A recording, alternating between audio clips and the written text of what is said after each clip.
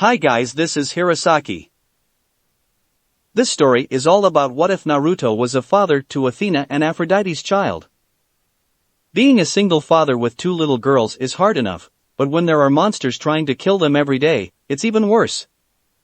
Well, he loves them more than he loves himself, so he would just have to hope for the best and pray to the mothers of his children. Welcome aboard!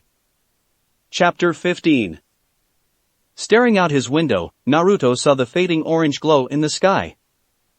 Lord Apollo was ending his drive early and the sun was already below the horizon. The frost had covered the glass, but he could still see the headlights pull into the dark driveway. He had made it in time. With a smile, the father of two rubbed his hands together and reeled in anticipation. He'd made his girl's favorite for the night. Lacey's extra sweet strawberry shortcake, Annabeth's favorite toffee pudding, Athena's dark chocolate mousse, and Aphrodite's strawberry souffle. He couldn't wait to see their happy faces. But then he noticed that there was only a single headlight that pulled into the driveway. It was a motorcycle. That was all he processed before his front door was opened and his consciousness faded to black. Naruto didn't know long he was out cold, but he stirred at the sound of metal grinding against metal. He felt the winter cold rush down his spine, and it was almost an entire minute later that his eyes focused. He panted as he looked ahead and saw the man sitting in front of him, sharpening a grossly oversized combat knife. He looked no different than a typical biker gang member with his black leather suit and large sunglasses. Yo, finally awake, huh? Naruto tried to move, only to realize that his hands were bound behind his back and around a chair, and his legs were strapped tightly together with a belt. It didn't take him long after to figure that he was nowhere near New York City. He was at the peak of a sand dune, and could barely see the light of the city far away. The sand was nearly to his knees, and the wind was getting stronger. Who are you? Naruto managed to stutter, his jaw clattering from the night desert cold. The man sighed and slowly stood from his chair.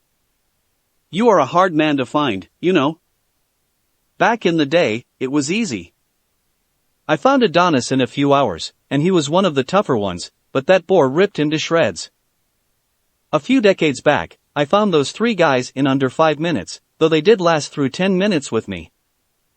He man squatted down to the seated Naruto's height and smirked, it makes me wonder how long you'll last with me. Naruto shivered as the man's sunglasses melted off its frame, revealing his burning red eyes. You're Ares. Very good, mortal. The god of war chuckled and stood to his full height, towering over Naruto. I guess you're pretty smart, seeing how Athena is also interested in you. But I still don't understand, his voice lowered to a whisper, what in Hades does Aphrodite see in you?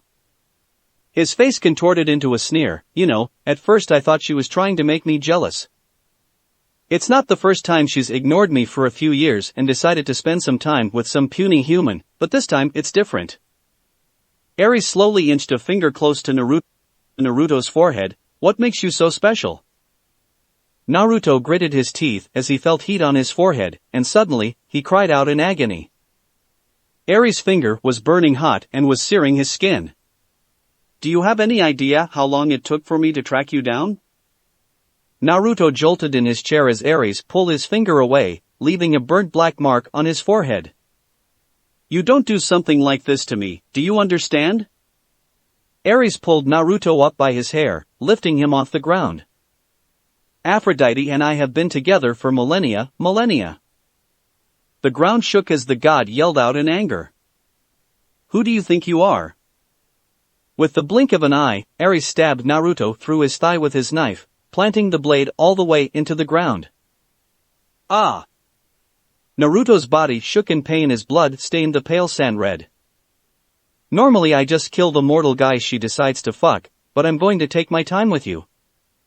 Ares chuckled, Aphrodite won't be happy, and I'm guessing that she'll ignore me for a while, but believe me, soon she'll forget you ever existed and will be crying out my name as I have my way with her on my bike. The god laughed at the murderous look in Naruto's eyes, I'll be sure to fuck the memory of you out of her. With their tears long since dried, Aphrodite and Lacey happily made their way home. Wrapped in a cocoon of warmth, Lacey blissfully rested in her mother's arms, snuggling into the crook her neck. They had decided to stay huddled together, so they made their way back to their home walking. Well, Lacey thought they were walking when Aphrodite had teleported them back to their block. "Wow, how did we get back so quickly?" asked the little girl. Aphrodite giggled and kissed her lovingly on the forehead, because time flies when we're having fun. Lacey's giggle was not unlike her mother's as she kissed her mom on the cheek. "Love you, mommy." Lacey had not been out of Aphrodite's arms ever since she first called her mommy, and the goddess wasn't planning on letting her baby girl go anytime soon. It was an awakening for Aphrodite. Over the eons, she had countless children, but none were as special as Lacey. Perhaps it was unfair of her other children, but it was only natural. The goddess couldn't help but smother Lacey with kisses and hug, making the girl giggle and laugh even more. Stepping into their home, the mother and daughter saw the warm glow of their fireplace. With smiles, they happily stepped into the dining room, where they could smell the delicious desserts Naruto had made for them. But instead of seeing the loving smile of her lover, Aphrodite froze at the sight of a young man sitting at the dinner table, eating the food Naruto prepared. "You never spoiled me like that, mother." With only a few words, Aphrodite was pulled away from her bliss and back to reality. Lacey looked up and was shocked to see a small man hovering in midair with two angel wings sprouting from his back. "Eros," whispered Aphrodite to her immortal son, "what are you doing here?" The god of desire shook his head at his mother and gave a sigh. "I should be asking you that question, mother." Both deities chose to ignore the gasp from Lacey when she heard what the man called Aphrodite. "You've been hiding a mortal from everyone and you broke the law by being so close to this child. You shouldn't be here. Come back with us to Olympus." Aphrodite started to tremble. She had nightmares about such a scene before her. "What do you mean by us?" Eros smiled, "Father misses you, mother." Silently, Aphrodite placed Lacey on the ground and smiled when the girl wrapped her arms around her leg. She patted her daughter's head before standing fully. Immediately, the ground shook and a growing pink surge of energy erupted around Aphrodite. "Where is your father? Don't flare your power too much, mother. You don't want Lord Zeus to sense you here." The ground began to crack as Aphrodite's power grew to new heights. "I'll ask you one more time, Eros. For the sake of the love I hold for you, tell me where Ares is." "It doesn't matter where he is, not anymore." Aphrodite felt her heart rupture and her ichor run cold. "You're too late." With a flick of her wrist, a long leather whip slashed at the hovering god, wrapping around his neck. Eros was shocked at the sudden attack, and couldn't react as Aphrodite dragged him to the ground. The goddess was eerily silent as she waved a hand over the scared Lacey's eyes, putting her to sleep. With a snap of her fingers, a pink shroud covered Lacey, protecting her. "I swore to the river Styx," she whispered as she tightened the whip around her son's neck and pulled, "I will kill anyone who harms Naruto." Aphrodite flared her power and flung Eros across the street, slamming his face repeatedly into the cement ground. "Including you." The whip was severed with a swift arrow. "See sense, mother. We are your true family." The goddess vanished with puff of smoke and Eros was shocked to see her suddenly appear behind him. "Shut your mouth." She grasped onto one of his wings and glared into his eyes. "I will kill your father after I am done with you." Eros watched in horror as his left wing started to crumble to ash. "I am the one who gave you all your powers. How dare you defy me?" The god of desires fell to the ground in a heap. "Who are you to take him from me?" Eros scattered away on the ground. "Forgive me, mother. Please. Father made me find him." Aphrodite's presence had never been more powerful, even during the Great Wars. "You will spend the next eternity in Tartarus, with your father." Aphrodite's hand descended upon Eros' face, fully intending to reduce him to ash. Suddenly, a golden spear flew at the two immortals and forced Aphrodite away from Eros. "Athena?" muttered Eros in shock.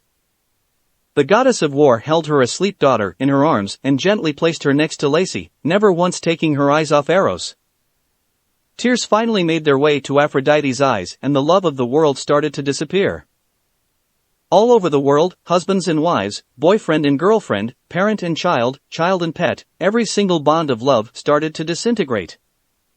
Aphrodite's immortal heart was shattered. Her fears of the last few months had come to pass, and she was breaking down. "He's gone, Athena." Aphrodite's melodic voice was broken and her appearance started to change. Her vibrant red hair was fading to white and her perfect skin gained wrinkles. "They took him. I am going to kill them. Do not get in my way." Eros scrambled to his feet and bowed his head to the ground. "Please, Lady Athena.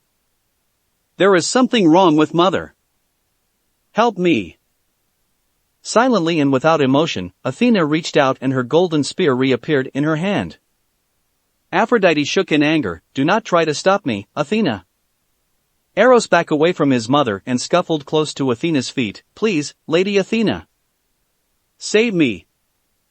He drew bow and arrows. "Together we can subdue Mother and bring her back to Olympus."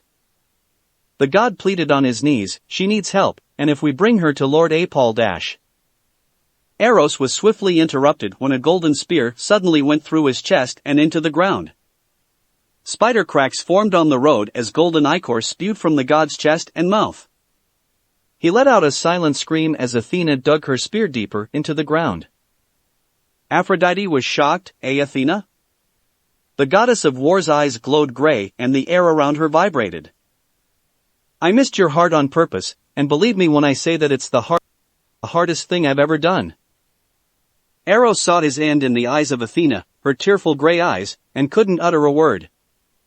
"But if you don't tell me where Ares took Naruto, I will condemn you to the depth of Tartarus." Eros cried as his mother walked over to Athena. I really don't know." Athena summoned her aegis and slammed its edge to the ground, cutting off Eros' right arm. "Tell me." "Ah!" He could only cry out in agony and look up at Aphrodite. Mother, please." I really don't know. Father never told me." Aphrodite was stoic as Athena cut off Eros' other arm. "Tell me." "That's enough." A voice cut through the havoc like a sword through flesh. Mother Rhea stood in her golden glory aside two gigantic lions. "Release him, Athena. He doesn't know." The two goddesses stared at the Titaness, not moving an inch. "Stop this, right now." "For now, I can still use my realm of privacy to hide this from Zeus and the council, but if your domain breaks anymore, there won't be anything I can do." The goddesses still didn't move. "Naruto is still alive." Almost immediately, the ground stopped shaking and Eros was released. "I can still sense him. Ares hasn't killed him yet." Aphrodite cried golden tears and managed to whisper, "Where is he?" Rhea was silent for a brief second before answering, "He's in Nevada desert." In a split second, a beacon of gold erupted as Athena summoned her godly form. Her golden helm formed around her flowing hair as aegis and her golden spear hummed with surging power. Her gray eyes flickering with light as her mind ran at 1,000,000,000 thoughts per minute. Already, in that brief moment, she had formulated more ways to kill Ares that the war god could count. Tomorrow, Father and Hera will mourn for their son. Athena gently held Aphrodite by the arm and stared into her glowing pink eyes. "Come, let us go get our beloved back." The goddess of love wiped away her tears and regained her beauty. "We have to get him back."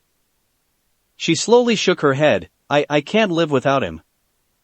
As much as she tried, Athena's hand trembled as she held onto Aphrodite's hand. "We will get him back. You cannot kill Ares, Athena." Gray eyes glared at Rhea. "Don't try to stop me, grandmother." Rhea had never seen nor had she expected Athena to ever act so irrationally. "In the name of order, Athena, think this through. The death of an Olympian can never be covered and your entire relationship with Naruto will be revealed to the council. If that happens, Zeus will kill Naruto even if he manages to survive tonight. Athena calmed and started to listen. Go and stop Ares. Detain him or push him away, but do not kill him. For the sake of yours and Aphrodite's life with Naruto, let this pass. Without another word, Athena and Aphrodite vanished in a beacon of golden light. Rhea sighed before she made her way to Lacey and Annabeth, bringing her little girls to her home for protection. I pray to order and chaos that your father survives, little ones. The once tall sand dune was reduced to a crater, and in the middle lie a bloodied heap of flesh. Hovering in the air, the god of war admired his work. The once handsome man was ruined.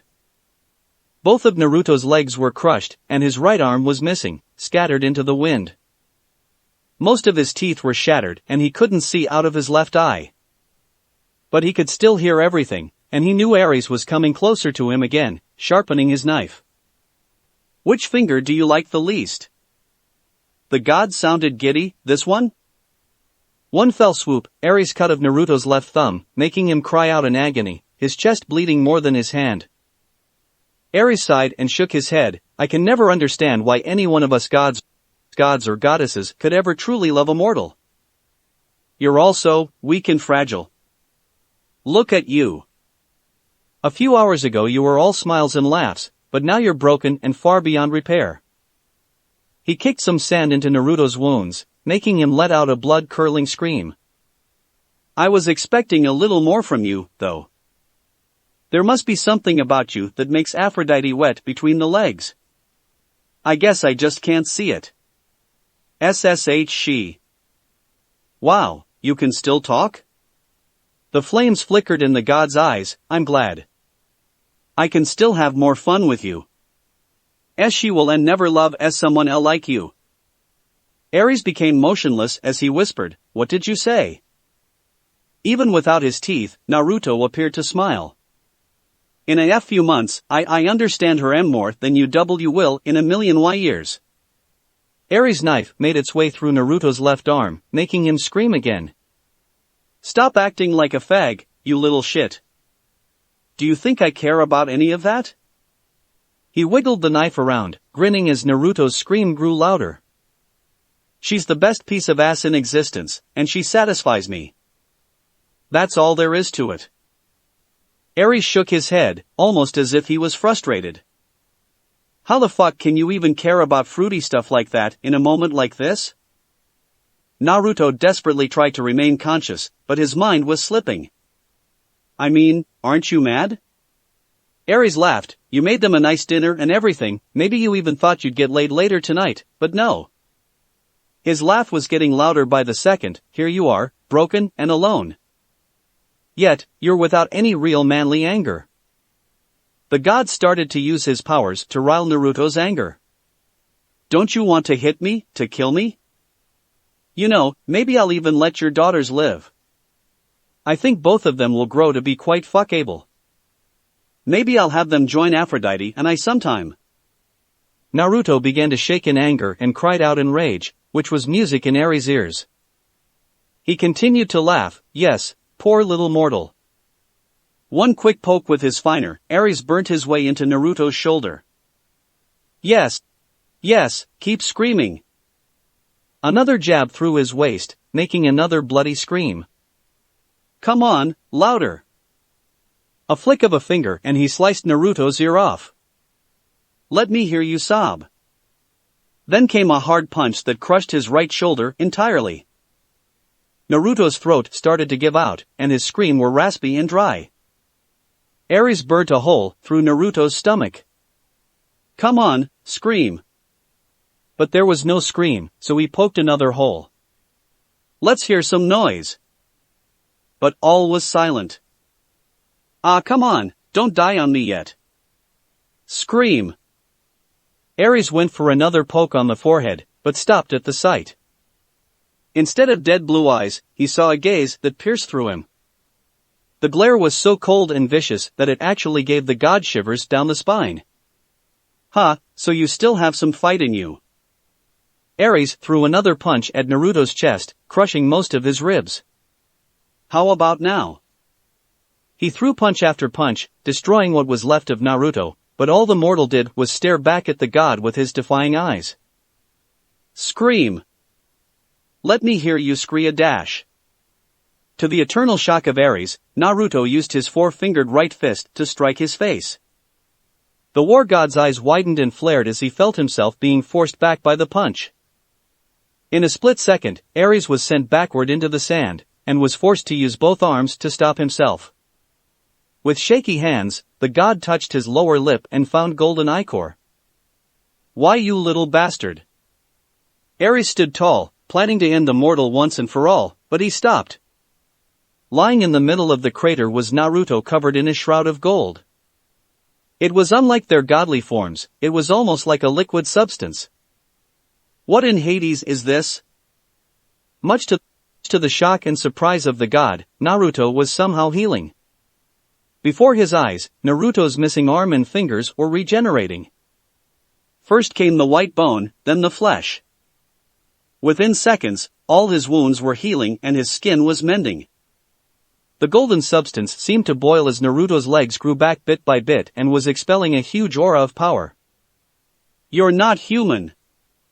Slowly, Naruto stood. He calmly moved his arms, his fingers. He looked around, ignoring the yelling god before him. That's it.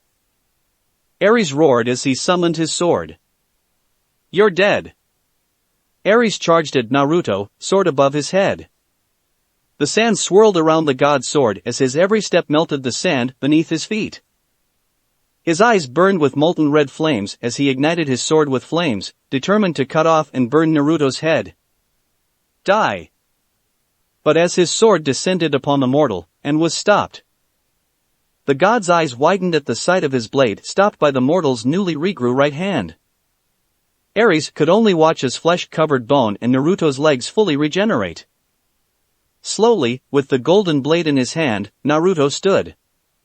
Ares shivered at the sight of Naruto's vicious glare with animalistic, blood-red eyes. I'm going to rip you to shreds! Cried Ares. No matter how hard the god tried to pull his sword from Naruto's hand, it wouldn't budge. The imperial gold dented under the mortal's grasp and was bending to the side. The golden shroud flared around Naruto and concentrated into his fist. Bring it on, bitch! The war god was shivering. Naruto suddenly was close to Ares and planted his fist into the god's chest. The immortal coughed from the punch and actually spat out ichor. Gritting his teeth, Ares yelled and launched a burning kick at Naruto, but the latter effortlessly sidestepped to dodge. Ares' assault didn't end there, as he used his other leg to attack again. Again and again, molten kicks struck nothing but air and sand. Throughout every strike, Naruto dodged the bare minimum, and was always staring at the Ares. Don't mock me! With a flash of gold, Naruto brought his knee to Ares' nose, crushing it. Before the god could even cry out, Naruto flashed to his back, and delivered another knee to his spine. The blood was drying on Naruto's face, and he felt stronger than ever.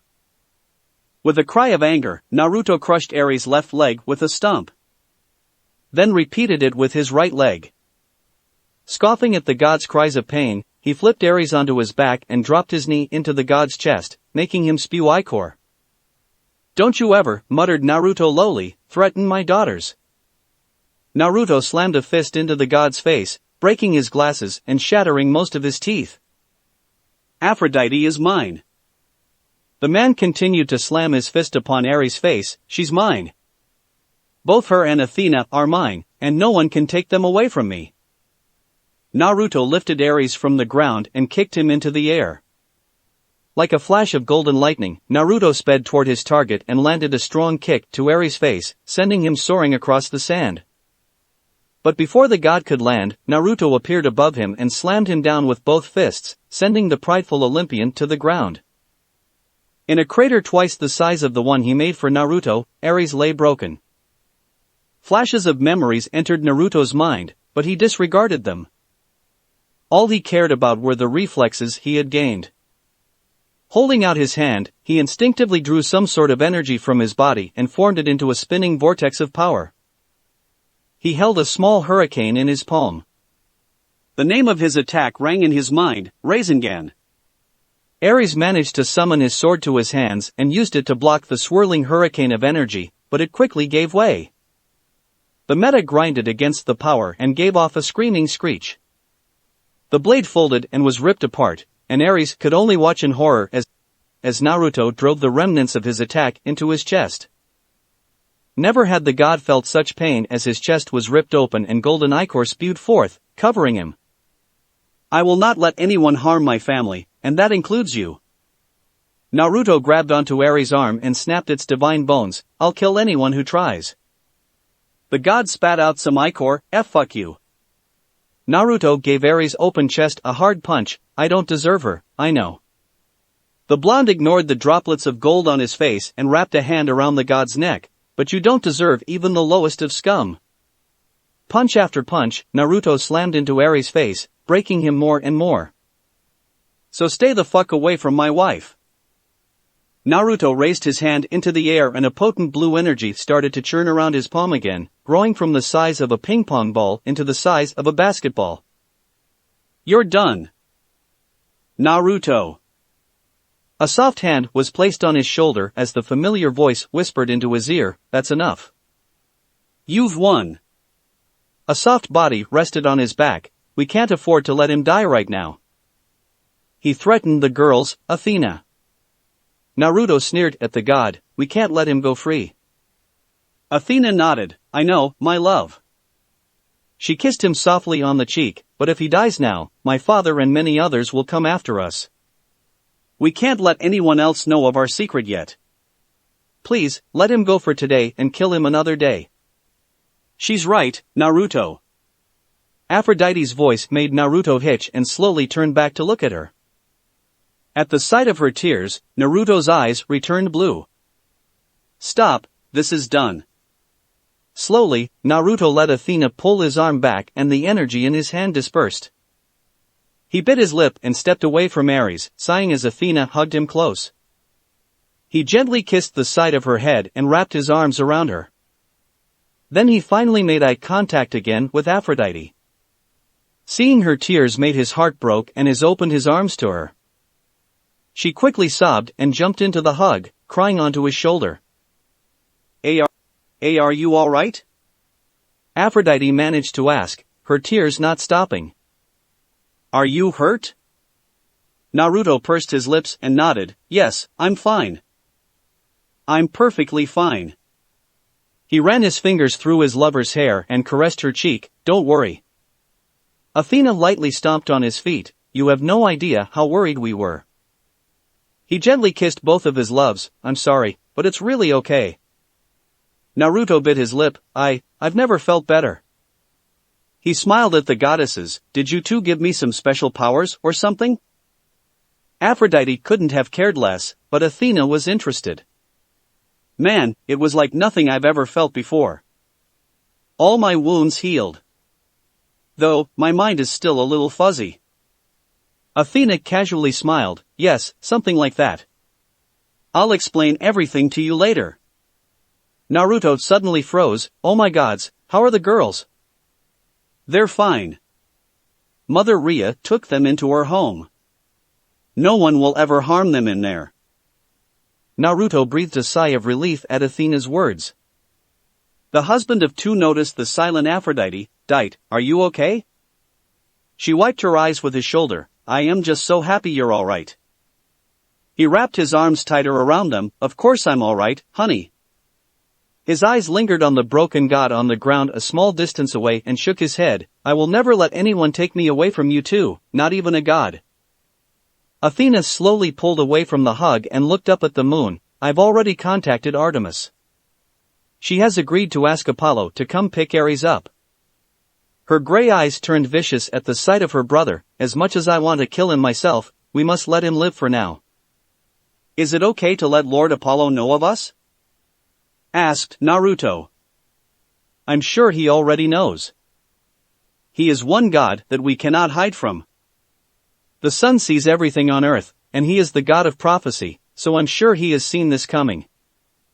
Athena sighed, as rambunctious as he is, Apollo is one of my more tolerable brothers. He will keep this between us. We can trust him. Without sparing a glance to the god of war, Aphrodite smiled and wrapped the three of them in a cloud of pink. Let's get out of here. Athena and Naruto nodded. Let's go home. Ares remained on the ground, bleeding and barely clinging to life, waited for morning, when his brother would come heal him. I'll kill you one day, mark my words. Chapter 16. The husband and wives were welcomed by the sight of their home, and despite the destruction caused by the battles, it had never been more comforting. Naruto, with Athena by the hand and Aphrodite on his arm, released a breath of relief he didn't know he was holding as he stepped into his home. It was warm and peaceful, and the sense of danger and death was finally fading away. Without any words, Naruto pulled the loves of his life close, relishing in their warmth and breathing in their scents. Athena melted into his arms as Aphrodite still shakily clung onto his chest, both calming from the fear of losing the love of their immortal lives. Silently, Naruto tenderly kissed Aphrodite's tears away, giving her a gentle smile as she wrapped her arms tighter around him. He gently stroked Athena's back, holding her as close as possible while rubbing his face against her soft hair. The nightmare had passed, and their beautiful dream had returned. I know I've said it many times before, Naruto whispered, but you have no idea how terrified I was when I thought I'd never get to say it again. He felt both his wives hug him tighter. I love you both so much. Aphrodite trembled against Naruto's chest, thanking the fates for his still beating heart as she whispered back, I love you too. Athena wrapped her arms around his neck, her breath tickling his ear, I love you, Naruto. Once again in silence, the three lovers remained in their embrace, none with the intention of moving anytime soon. Leaning against the closed door, safe under their own roof, they were in their own universe. It was safe and peaceful, and no one would ever harm them. They knew that they were far from safe and many other gods or goddesses could come for them, but at that moment they were willing to succumb to a false sense of security. A gentle flicker of red came from the fireplace, and the goddesses smiled at the sight of a bright red flame. A wave of warmth washed over them, and the sense of comfort and safety once again enveloped the home.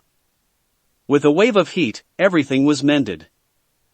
The cracked lights were shining again, the walls had no more holes in them, and the entire house smelled of delightful vanilla and cinnamon.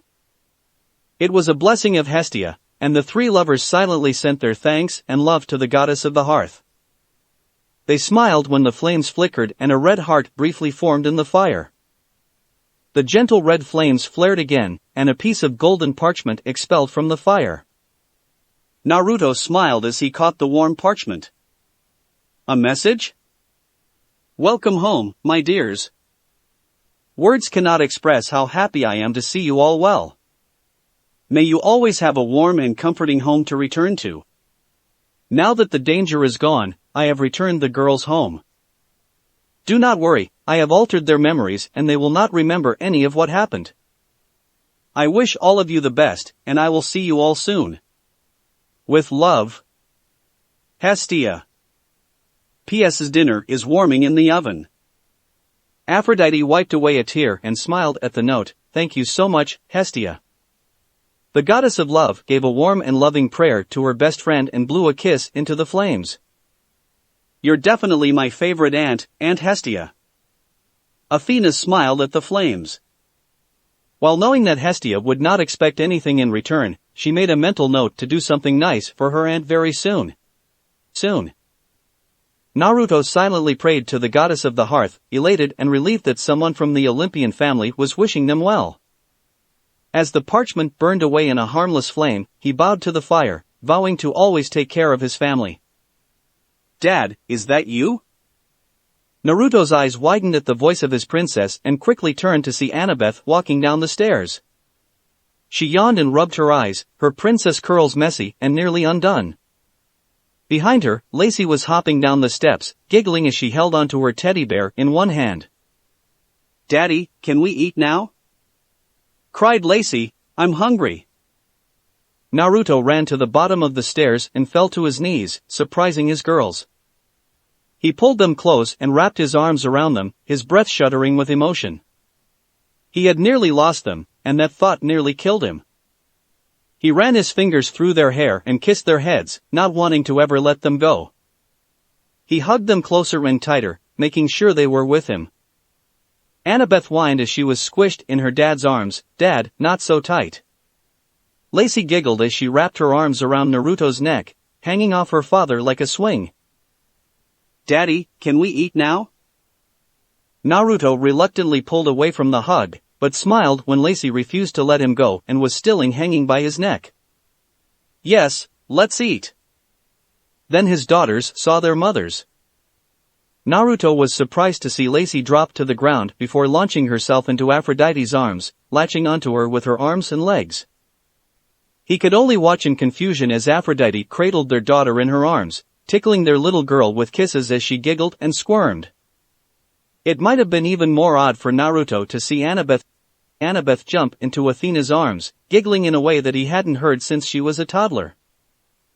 He looked at the Athena, hoping for some explanation, but the goddess of wisdom was too preoccupied with whispering soft nothings into their daughter's ears and fixing her hair to notice his look. "Mommy, I missed you." Lacey bounced in Aphrodite's arms and screamed in excitement. Aphrodite gave her baby girl a tearful smile and kissed her cheek. "I missed you more, sweetie." "Mama, where did you go?" "I wanted to show you my report card." Annabeth grinned in a way that was exactly like Naruto, and it made Athena's heart melt in her chest. "I got all A's." She pouted. "Well, 1 A-, but that's because Mrs. Beck is dumb." Athena cradled Annabeth in her arms and happily stared into her sparkling gray eyes that they shared. "I'm so proud of you, Annabeth." She kissed her daughter on the cheek, smiling at her happy giggle. "I love you, my little princess." "Love you, too, Mama." Still on his knees, he managed to say, "When did this happen?" Athena smiled at Naruto. "Just earlier today." Aphrodite giggled at the confusion on her lover's face. "We'll explain later. Let's have dinner first." "Yay!" cried Lacey. "I want a turkey leg." Naruto smiled as he watched Annabeth sleep in her mother's arms, looking more at peace and happy than he had seen in a long time. He lifted the covers on his large bed and welcomed his wife and daughter into the warmth, and kissed them both as tenderly as he could. He couldn't help but kiss Annabeth's hair again when the girl grabbed onto his hand in her sleep, just like she would when she was a baby. Both Naruto and Athena kissed their daughter's head, smiling as their princess smiled in her sleep, safe in between her mother and father. Athena gave Naruto a soft kiss on the lips. "I'm sorry this looks so long." Silently, Naruto gently shook his head, smiling at his first love.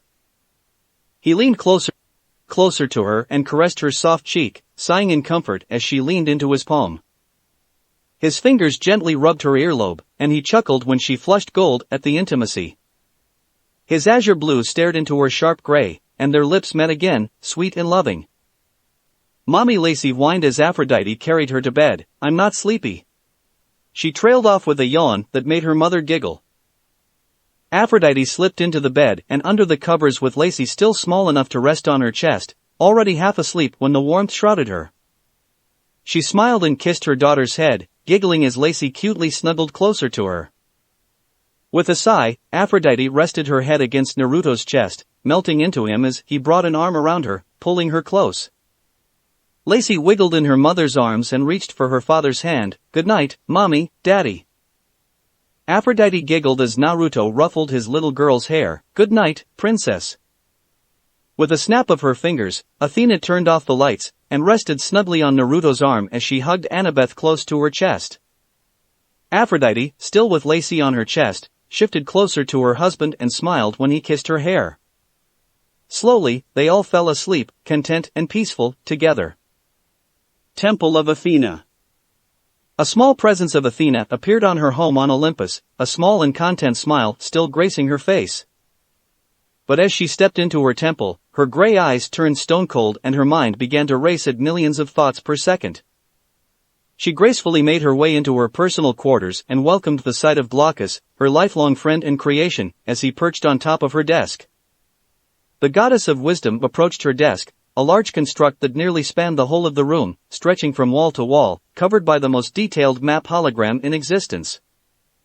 Projected from the mind of Athena herself, the world was on display in a view unique to the goddess. Constantly changing in real time, the map revealed the location of every being of interest in the world.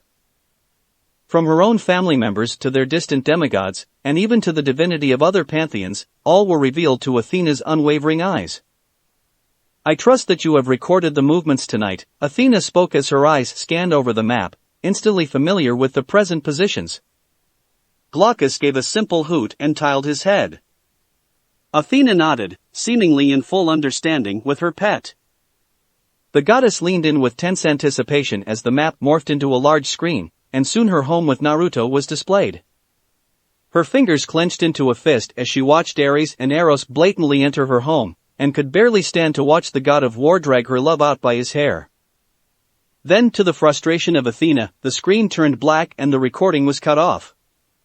With a sigh, she shook her head at Glaucus. There's nothing wrong with the system. It is powered by my mind, and just like I sensed earlier, my mind failed. The goddess rested her arms on her desk, looking tired and exhausted. Once I sensed what happened, I couldn't even think properly, so it's only natural that the system failed.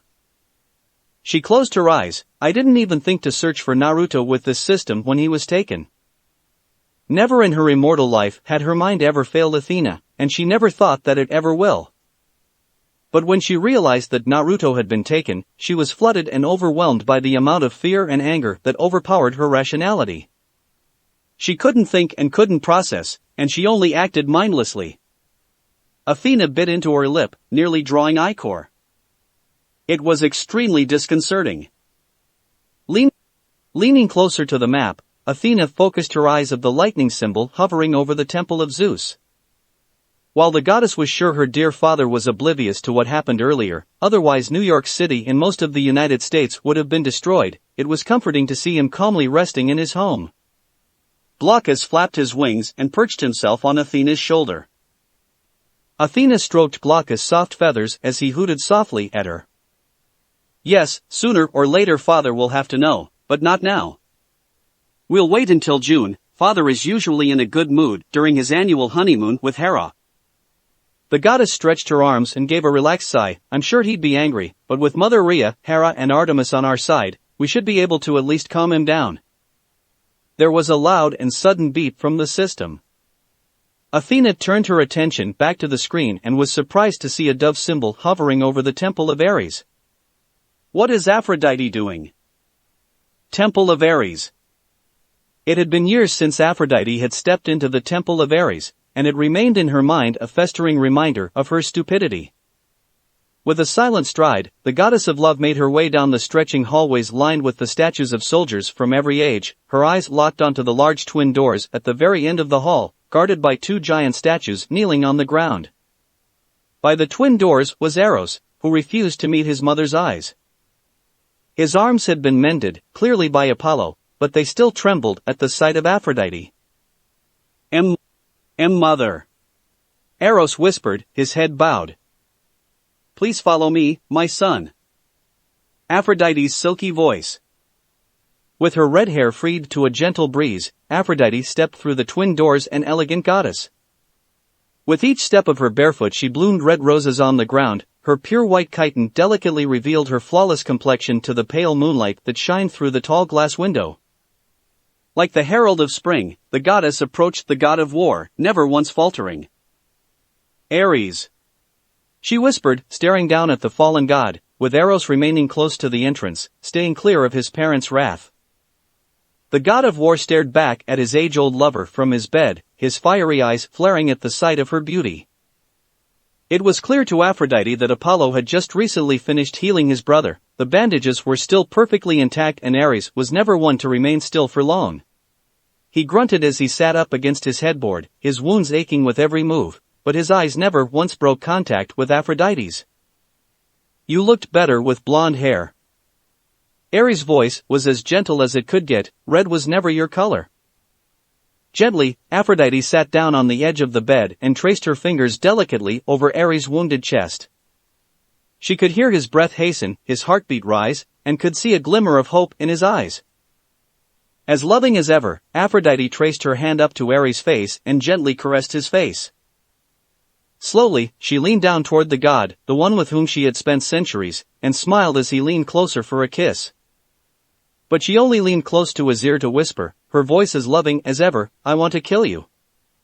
Ares' eyes widened as fear suddenly overtook him. With Aphrodite's sweet scent, her gentle and loving voice, and her beautiful face, he was paralyzed. Much as he tried to move, he didn't, and only managed to show his trembling shoulders to the woman he desired. AF. Mother. Aphrodite placed a finger on his lips, "Don't talk and don't move." She turned and have her divine son a smile, "That goes to you, too, Eros." Turning back to Ares, she whispered, "Don't move a muscle and don't make a sound." She smiled again at their silence, "Good." Never had a smile seemed so horrifying. "I know I can't kill you. The death of an Olympian is not something I can hide from the council." Her voice sent shivers down Ares' spine, and sounded as divine as ever. "As much as everyone hates to tolerate you, war is still an important aspect of humanity. No, I won't kill you. But I'll need you to say some things for me." Aphrodite smiled and winked, "Don't worry, it's easy to say." Ares shook as he desperately tried to break Aphrodite's grasp on him, and his face grew increasingly gold as his ichor pumped through his heart.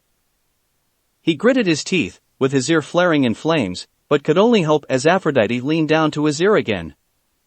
"Repeat after me," she whispered, "I, Ares, the god of war." His gritted teeth grinded together as his jaw shook, but his mouth slowly opened as he uttered, "I, Ares, the god of war.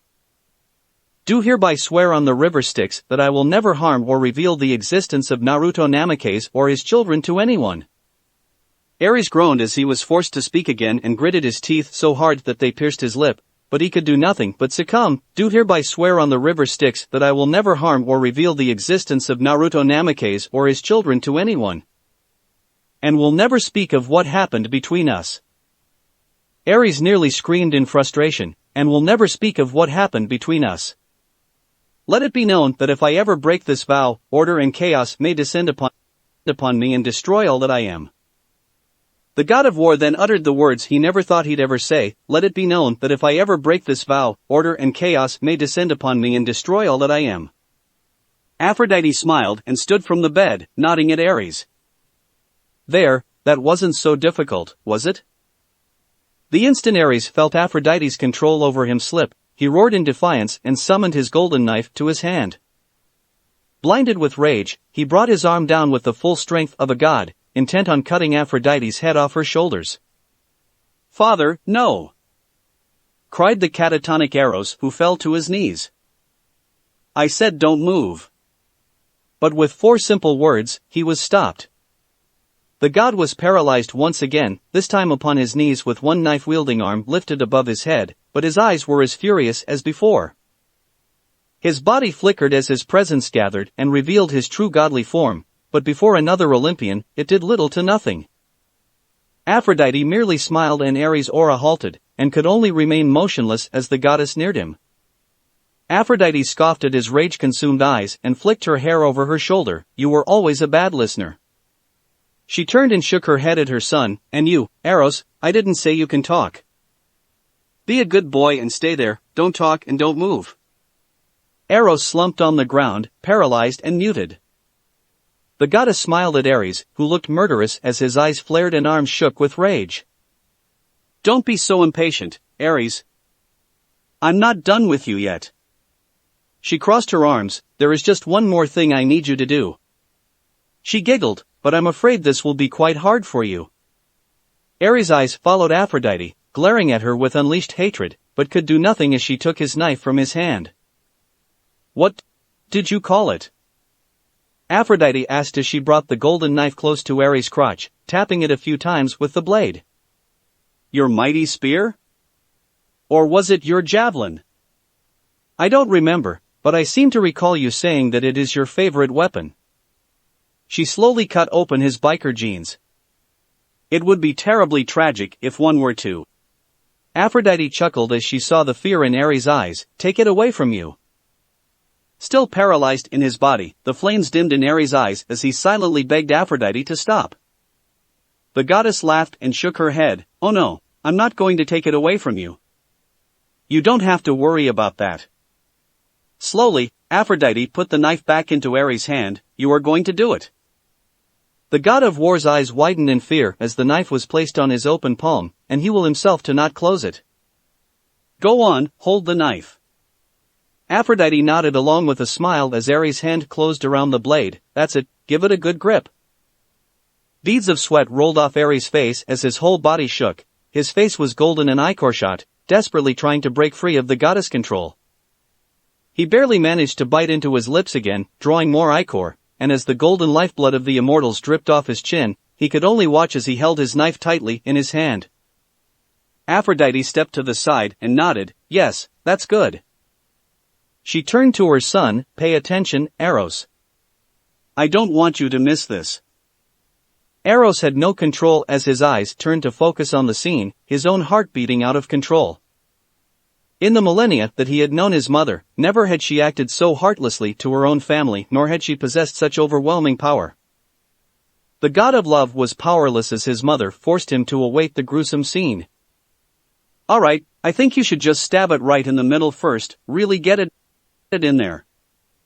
Ares managed to remain still, his teeth biting deeper and deeper into his lip, using the pain to stall. His grip on his knife was hard enough that it was starting to deform the shape of the handle, but it was still not enough to destroy the blade. The god felt his heartbeat against his chest as Aphrodite leaned close to him, her breath tickling his ear. Aphrodite aligned the knife to Ares' crotch and nodded. "There, just go straight down, you won't miss, I'm sure." She only smiled as he managed to remain still, and shook her head as she whispered in his ear, "Come on, Ares. Do it." Ares had nearly bitten through his lower lip and was nearly in tears, but held on. "Please, do it for me." But that was his limit. In one fell move, Ares viciously stabbed himself in the crotch, the blade digging deep into his body as ichor spilled freely on his bed. He let out a silent scream, his eyes impossibly wide. He bit through his lip and was shaking violently, making the entire bed shake with him. His hand holding the knife was trembling as his ichor leaked to his fingers, soaking his hand in gold. Aphrodite pursed her lips and frowned. "You missed the penis." "But no matter, because you're going to cut it off. All of it." Tears fell from Ares' eyes as he pleaded in silence. "Come on, just cut it." Aphrodite watched as Ares sawed at himself, and was stoic as his ichor spilled to the floor. She stared at the knife as it sliced up and down, slowly butchering the god. She turned her gaze to look into Ares' eyes, and saw the pure fear, anger, and anguish they expressed. It made her so very happy. Aphrodite stepped away as she stared at Ares. "Do you think is more or less painful than what you did with Naruto?" There was untamed fury in her eyes as she spoke. "When you tortured him, did you go through your usual routine? Were you proud as you dismembered him? Did he cry like you?"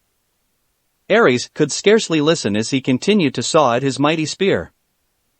"Cut it off."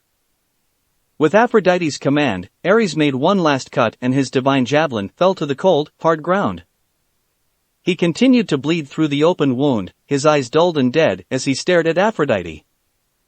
Still holding onto the knife, he remained paralyzed, his body trembling as he felt his consciousness fade. "This is my final warning to you, Ares." Aphrodite's words dug deep into Ares' soul, each word scarring his mind. "Never approach my family again. If I so much as see you look over at our direction, I will take another part of you. And I swear on the river Styx that if you ever try to harm anyone I love, I will kill you. I don't care if it starts a war, I don't care if Zeus or Hera would be against me. I will make sure that you suffer an eternity of pain and anguish even if it is the last thing I do."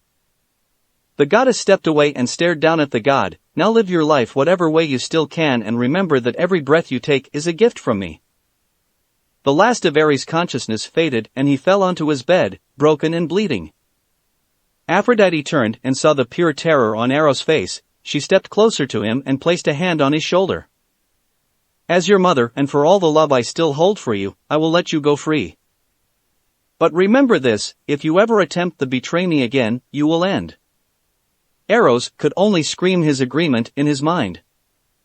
Now speak the words. His jaw was now free, and he desperately spoke. I swear on the river Styx that I will never betray my mother again. I will never tell anyone of what happened tonight and will never harm anyone my mother loves. I swear on my life. Tears fell freely from his eyes as he looked up at his mother. Mother, please forgive me.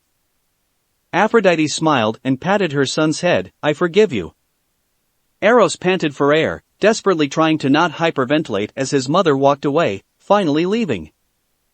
Aphrodite stepped through the twin doors and stopped. Without surprise she spoke, they will never harm Naruto again.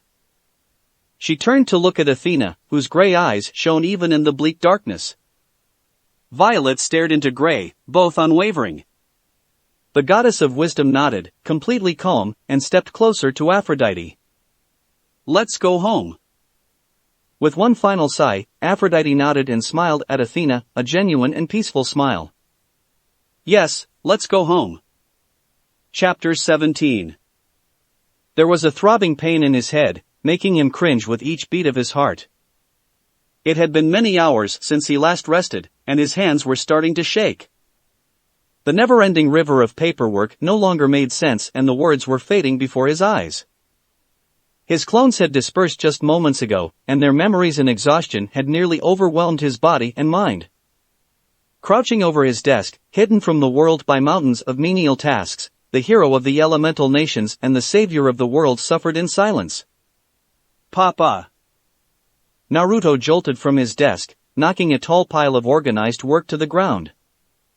Perhaps it was the exhaustion, or the frustration, but anger surged through the most powerful man in the world.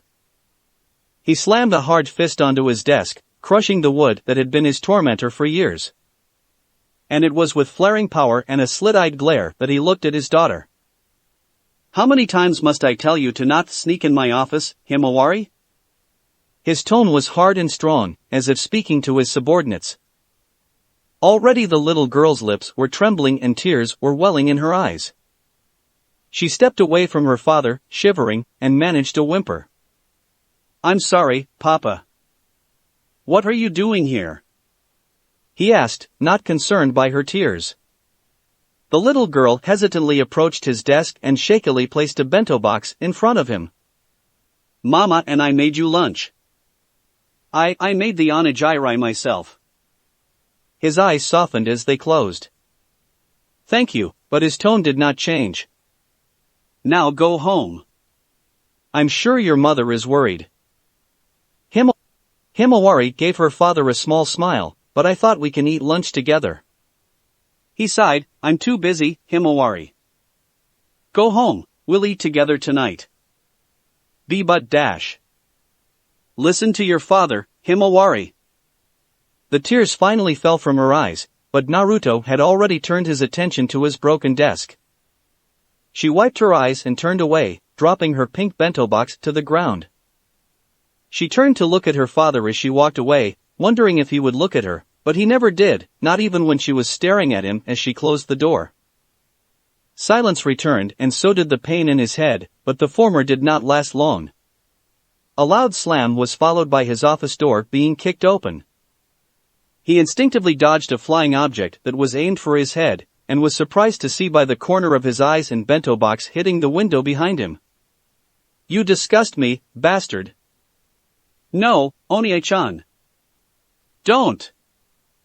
Naruto turned to see his son glaring at him with old hatred, with Himawari pulling on his arm, begging him to stop as she sobbed. Boruto, stop it. The Hokage stood from his desk as his wife pulled their son back, her gentle hand placed on the boy's shaking shoulder. He stared into his Hinata's pale eyes, feeling the pain in his head worsen, and sighed. Take them home, Hinata. I will speak with them tonight. Hinata stared back at her husband, not speaking. I still have a lot of work to do, so please go, Naruto added after a moment of silence. He sat back down on his desk and tried to reorganize his paperwork, his eyes already turning away from his family. I'll try to be home for dinner. today is Himawari's birthday. Naruto froze, both from the realization and the coldness in his wife's voice. Hesitantly, he looked up at his family, and couldn't speak when he saw the tears marking his wife's eyes. He had never heard her voice so cold, and for the first time in his life, he stared into Hinata's eyes and saw nothing but disappointment and anger. He watched in silence as his crying wife and daughter walked away from him, not once looking back at his shameful face. Still trembling with anger, Boruto glared at Naruto. "You are no longer my father." As his son turned away, Naruto quickly reached out, "Wait." The door was slammed shut and he was left alone in his office. Naruto jumped from his bed, panting heavily as the sound of the slamming door still rang in his ears. He remained still, his mind reeling from the most vivid and disturbing dream he had had in many months. As the sound faded away painfully slowly, he combed a trembling hand through his hair and leveled his breathing, trying to let reality return. What the hell was that? Looking around, Naruto found himself alone in his bedroom with no sign of his wives or daughters. With another few deep breaths and a quick shake of his head, he headed for the bathroom. He groaned as he washed his face with cold water, still quite disturbed by his dream that felt more like memories. Going through his usual routine of a quick shower and brushing his teeth, he hoped the dread, guilt and regret would fade away, but they lingered on. Hinata, Himawari, Boruto. As thoughts of such strange and unfamiliar names plagued his mind, Naruto found himself staring at the mirror, studying his own face. Who were those people? As he dressed himself in a casual t-shirt and a pair of sweatpants, it felt wrong. It was as if he wasn't used to wearing such clothes. Dear gods, this is weird. Daddy! Naruto jolted at the loud voice and calmed himself with a pat on the chest, his t-shirt still feeling odd. Shaking his head, opened the bathroom door and found Lacey smiling up at him, giddy and excited. He couldn't help but chuckle. With one smile his baby girl obliterated all the negative feelings from his dream. "Good morning, princess." He picked his daughter up from the ground and cradled her close to his chest, his smile only growing as she wrapped her arms around his neck and snuggled into him. "Oh, you're my little angel, baby." Giggling, Lacey bounced excitedly in her dad's arm. "Mommy said breakfast is ready." "Really?" he asked with a quick laugh. "Well then let's go." Naruto placed his baby daughter up on his shoulders and made his way down the stairs, feeling better with each giggle his daughter sang into his ears. Soon the delightful aroma of morning coffee welcomed Naruto into the kitchen, but quickly followed the smell of burning toast and eggs. But his smile couldn't have been wider at the sight of Aphrodite in her custom pink apron struggling over a pan of burning eggs and of Athena smirking at her while brewing coffee. He gently placed Lacey on the ground, who quickly ran to her mother, before making his way to the breakfast table. He fell in love with the sight of 5 plates of burned toast and breakfast sausage, and the organized place settings that were clearly done by Annabeth. Naruto gleefully watched his eldest princess walk over to him with a steaming cup of fresh coffee, and had the largest grin on his face when she carefully placed it down in front of him. Annabeth mirrored her father's grin as she looked up at him. "Mama and I made you coffee. I added the sugar and cream myself." "Thank you, princess." He pulled Annabeth into a tight hug and kissed the top of her head. "It looks perfect." The girl clasped her hands together and gave her dad a puppy-eyed stare. "Can I have a cup, too? I'm old enough now, right?" He chuckled. "Sure, you can have anything you want today." "Thanks, Dad." She skipped over to her mother. "Mama, Dad said I can have some." Athena smiled heartily at the father and daughter, and gladly gave Annabeth a small cup of coffee. Her smile was so radiant that Naruto couldn't help but leap over to her and wrap his arms around her waist. He chuckled at her widening smile and kissed her as tenderly as he could. "Why are these damned eggs sticking to the pan?" Naruto broke the kiss and chuckled as Athena's smirk returned. "Not enough oil? Or maybe the pan wasn't hot enough when you cracked the eggs?" He stood behind Aphrodite and wrapped his arms around her, resting his chin on her shoulder, her silky red hair brushing against his cheek. Smiling at her glaring at the eggs, Naruto kissed her on the cheek. But I'll eat anything you cook, honey. Aphrodite sighed and scooped the burned-in fried egg turned scrambled egg onto a plate. Hestia makes it look so easy. Naruto led Aphrodite over to the table and sat her down before pulling back a chair for Athena. With a smile, he stood watch as Annabeth pretended to enjoy sipping on her coffee, chuckling at his princess-forced smile as she added more sugar and cream to her cup, still wanting to appear grown-up. Lacey was truer to her age, squirting more and more strawberry Nesquik into her glass of milk, and Naruto couldn't help but laugh when Aphrodite also made a glass of pink milk for herself. The father of two happily took his seat in between Annabeth and Lacey, looking down at the first breakfast his loves had ever prepared for him. With a perpetual smile, he savored each bite of his burnt eggs and each sip of his perfect coffee. He couldn't stop his smile from growing, and resorted to looking at Aphrodite and Athena, who both were staring at his reaction. In silence, the three lovers shared a smile over their first breakfast as a real family, and they watched their children finish their breakfast with some of the brightest smiles they had ever seen. Lacey slurped down the last of her milk and let out a satisfied sigh. That was good. Annabeth finally managed to finish her cup of coffee, and with a cringe she said, "Yep, really good."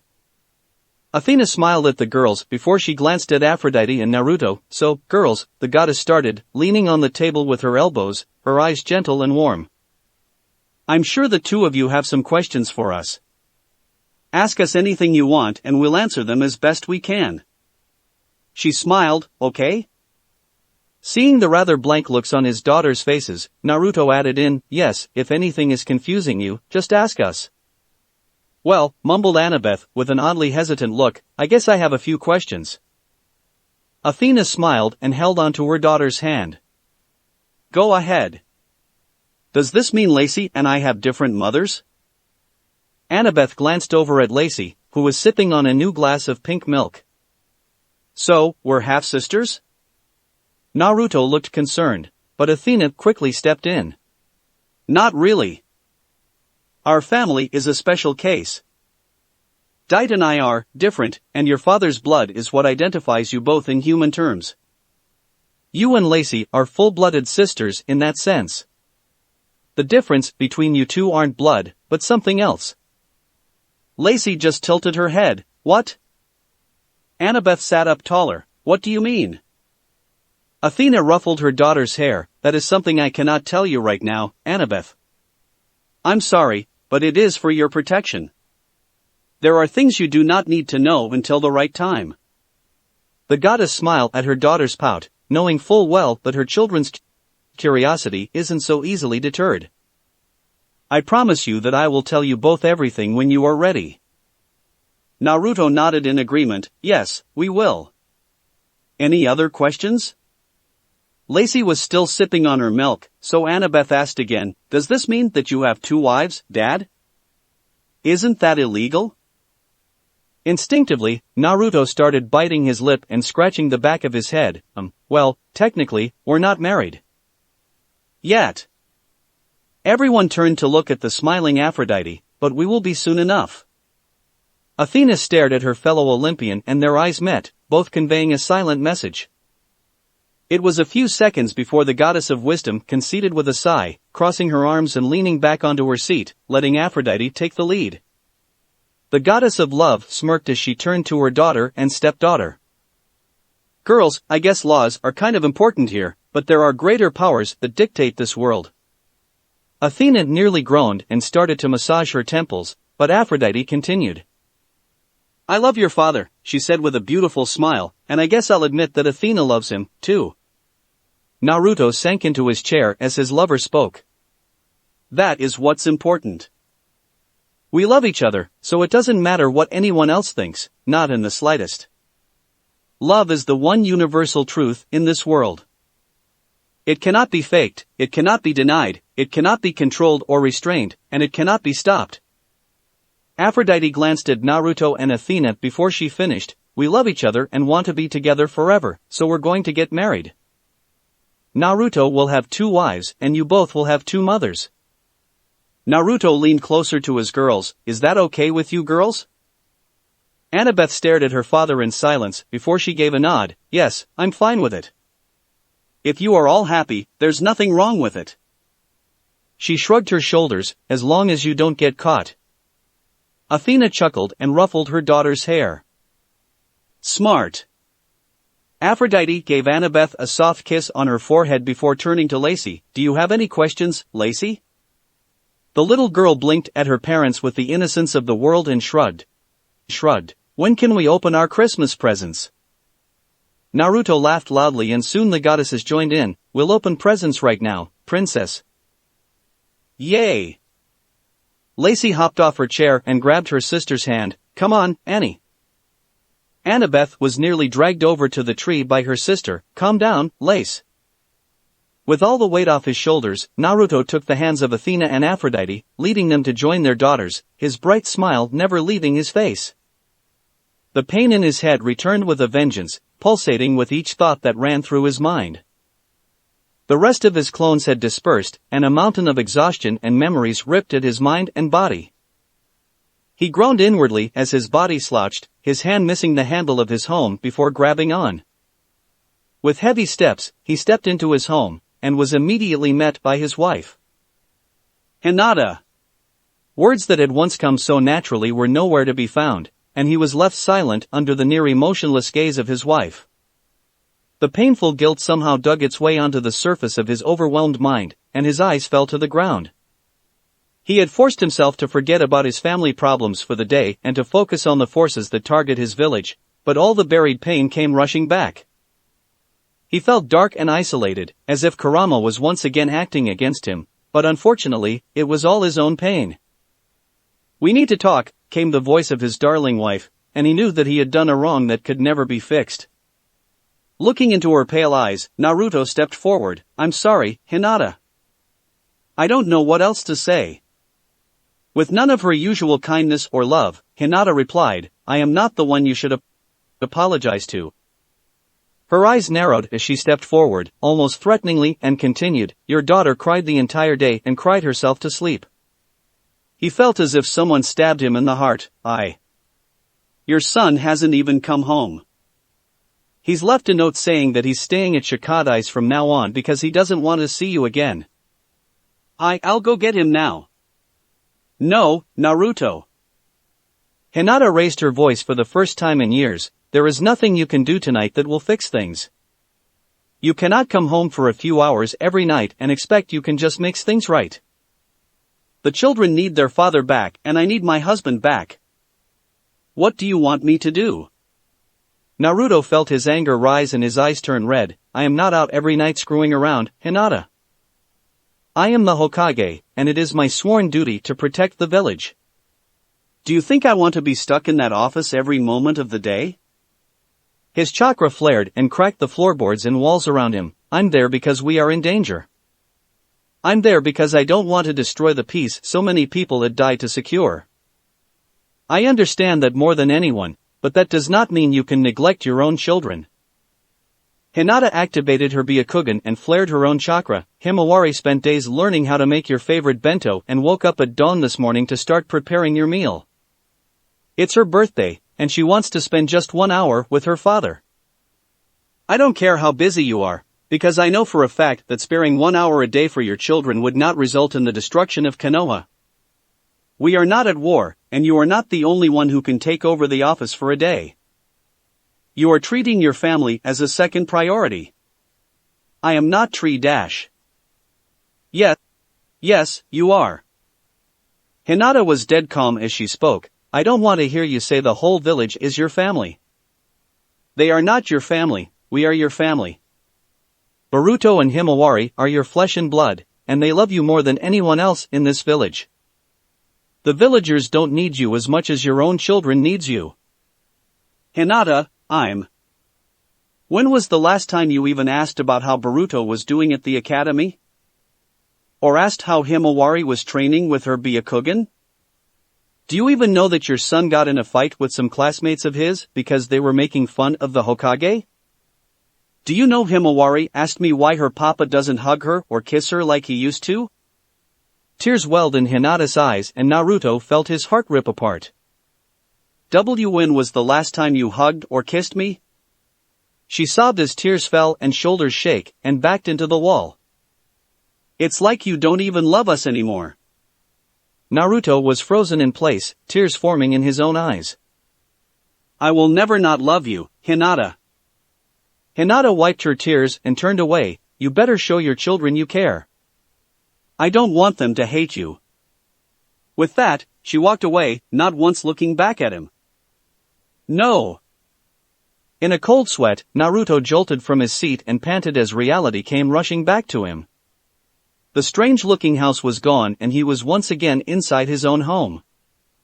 The woman with the pale eyes vanished, and the mournful atmosphere was gone. He was greeted by the How to Train Your Dragon theme song and felt 4 pair of eyes looking at him. Are you okay, Dad? He looked down at Annabeth, who was munching on her popcorn, and nodded. Yeah, sorry if I scared you, Princess. He sat back down between Athena and Aphrodite, who both were looking at him with concern. I had a bad dream. Do you want a glass of milk, Dad? Lacey hugged her usual cushion as she asked, or some chocolate? They make me feel better if I have a bad dream. He managed a small smile. It's okay, honey. I'm fine. As the girls turned their eyes to the television, Naruto sighed and rested against the sofa. Athena and Aphrodite both clutched onto his arms and kissed him softly on his cheek.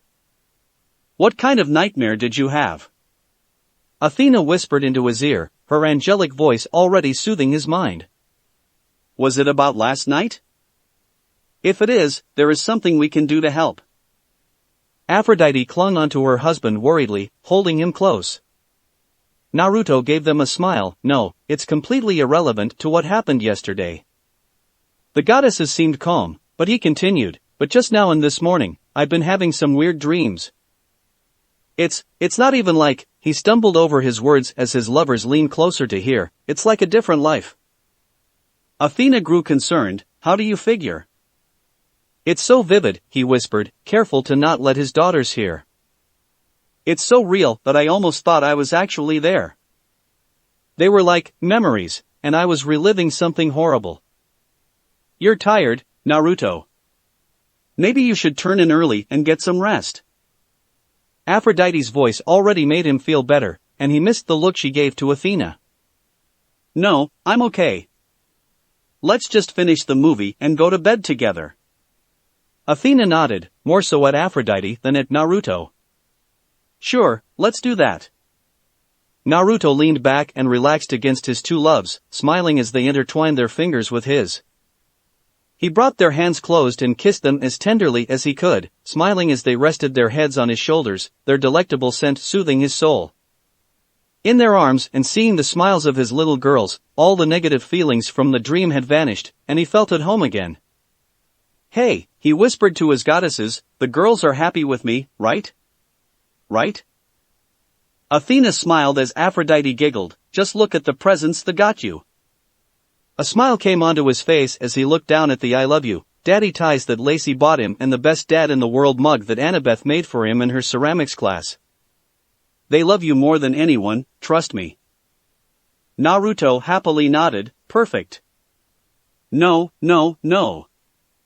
Once again, Naruto found himself lost in an unfamiliar world, but this time, he was in control.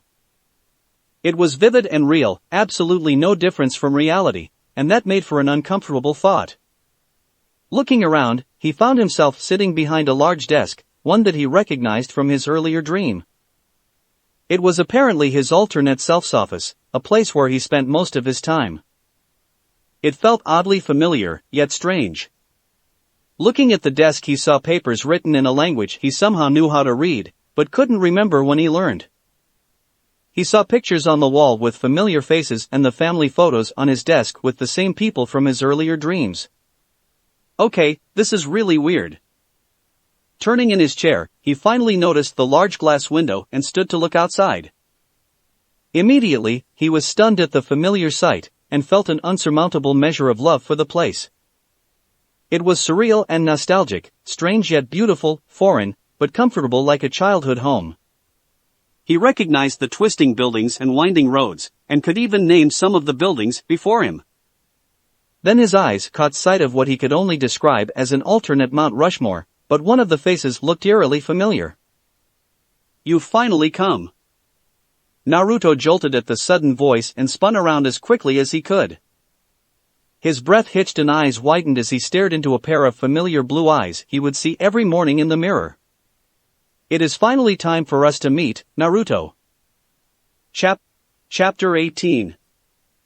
I have been expecting you, Naruto. Naruto's eyes widened as the man approached, stepping away until his back was against the glass window. The man gave a soft smile that did little to ease the intensity of his piercing eyes, and crossed his arms across his chest as he leaned against the wooden desk. "Who are you?" Naruto's voice was firm, and he stood tall to face the man. "And what is this?" Without the slightest hesitation, the man replied, "I am you."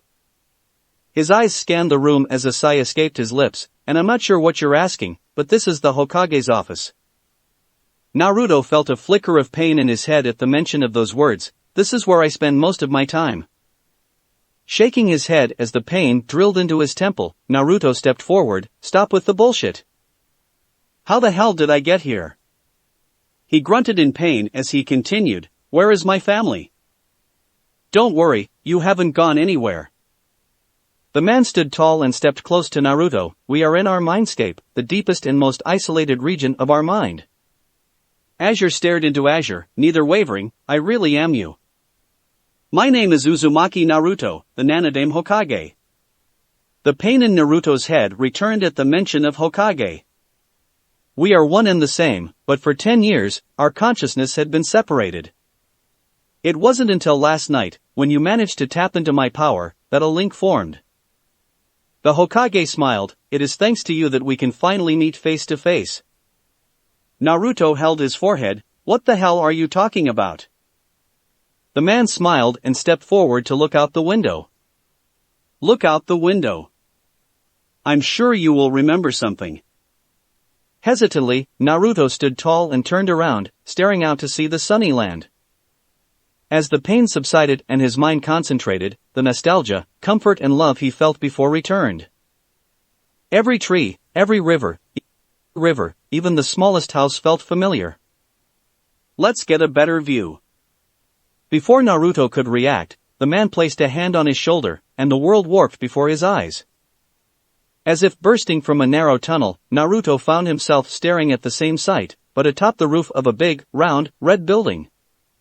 Somehow, he remembered that he was standing on the roof of the Hokage building, the same building he was in just moments ago.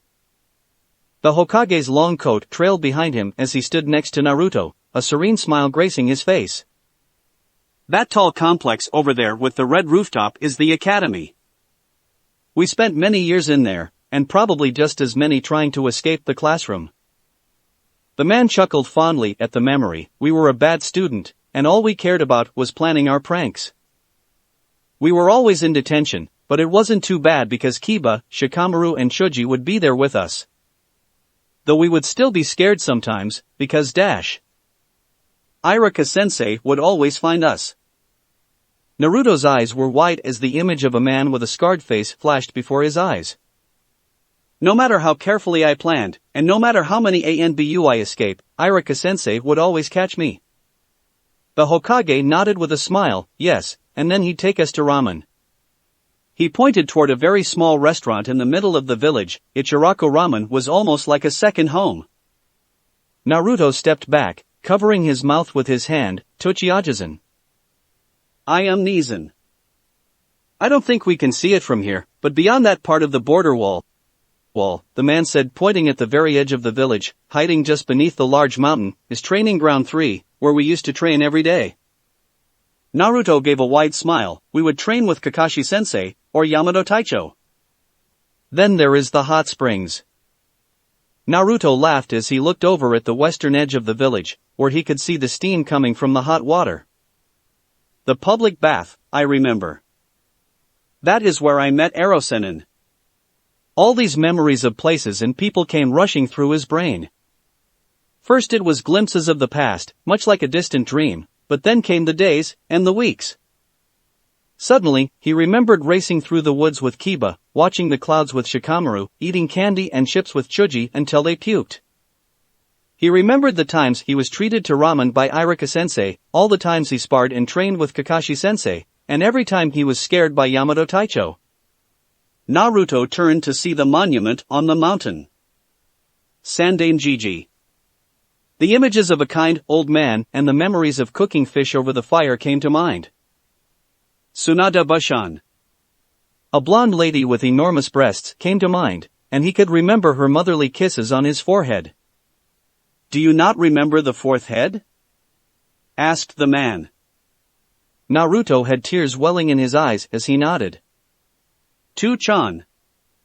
For years, Naruto had wondered about his parents, hoping that one day he'd be able to remember who they were. With one simple look at the monument, his memories of his father, of Namake's Minato, came flooding back. It seemed that even with his memory loss, he still instinctively remembered his father's last name. But then flashes of carnage and war came to mind, and the pain once again returned. Naruto groaned and fell to his knees, his fingers grasping at his head. He felt his vision fade as glimpses flashed before his eyes, flickering scenes of blood and cries of anguish. The Hokage sighed as he crossed his arms, turning to the side. Naruto. Through the pain, Naruto turned to see Athena manifested beside him through a beacon of golden light, and Aphrodite emerged by his other side in a haze of pink smoke. Immediately, the goddess of love dropped to her knees and held onto Naruto's arm. Naruto, are you hurt? She whispered, a sense of desperation rushing her tone. Talk to me, honey. Naruto managed a curt nod. Aegis. A bolt of lightning struck Athena's arm as her legendary shield manifested, its horrific face screaming at the Hokage. The goddess opened her free hand and her golden spear appeared. Immediately, she aimed the point at the man before her. What did you do to him? The Hokage faced Aegis and Athena's stony stare with indifference, his hands casually slipped inside his pockets. I did not do anything. Shakily, Naruto reached for Athena, tugging on her arm, and shook his head. Stop, it's okay. Biting her lower lip, Athena lowered her weapons and knelt close to her love. What happened, Naruto? My head. Defense mechanism.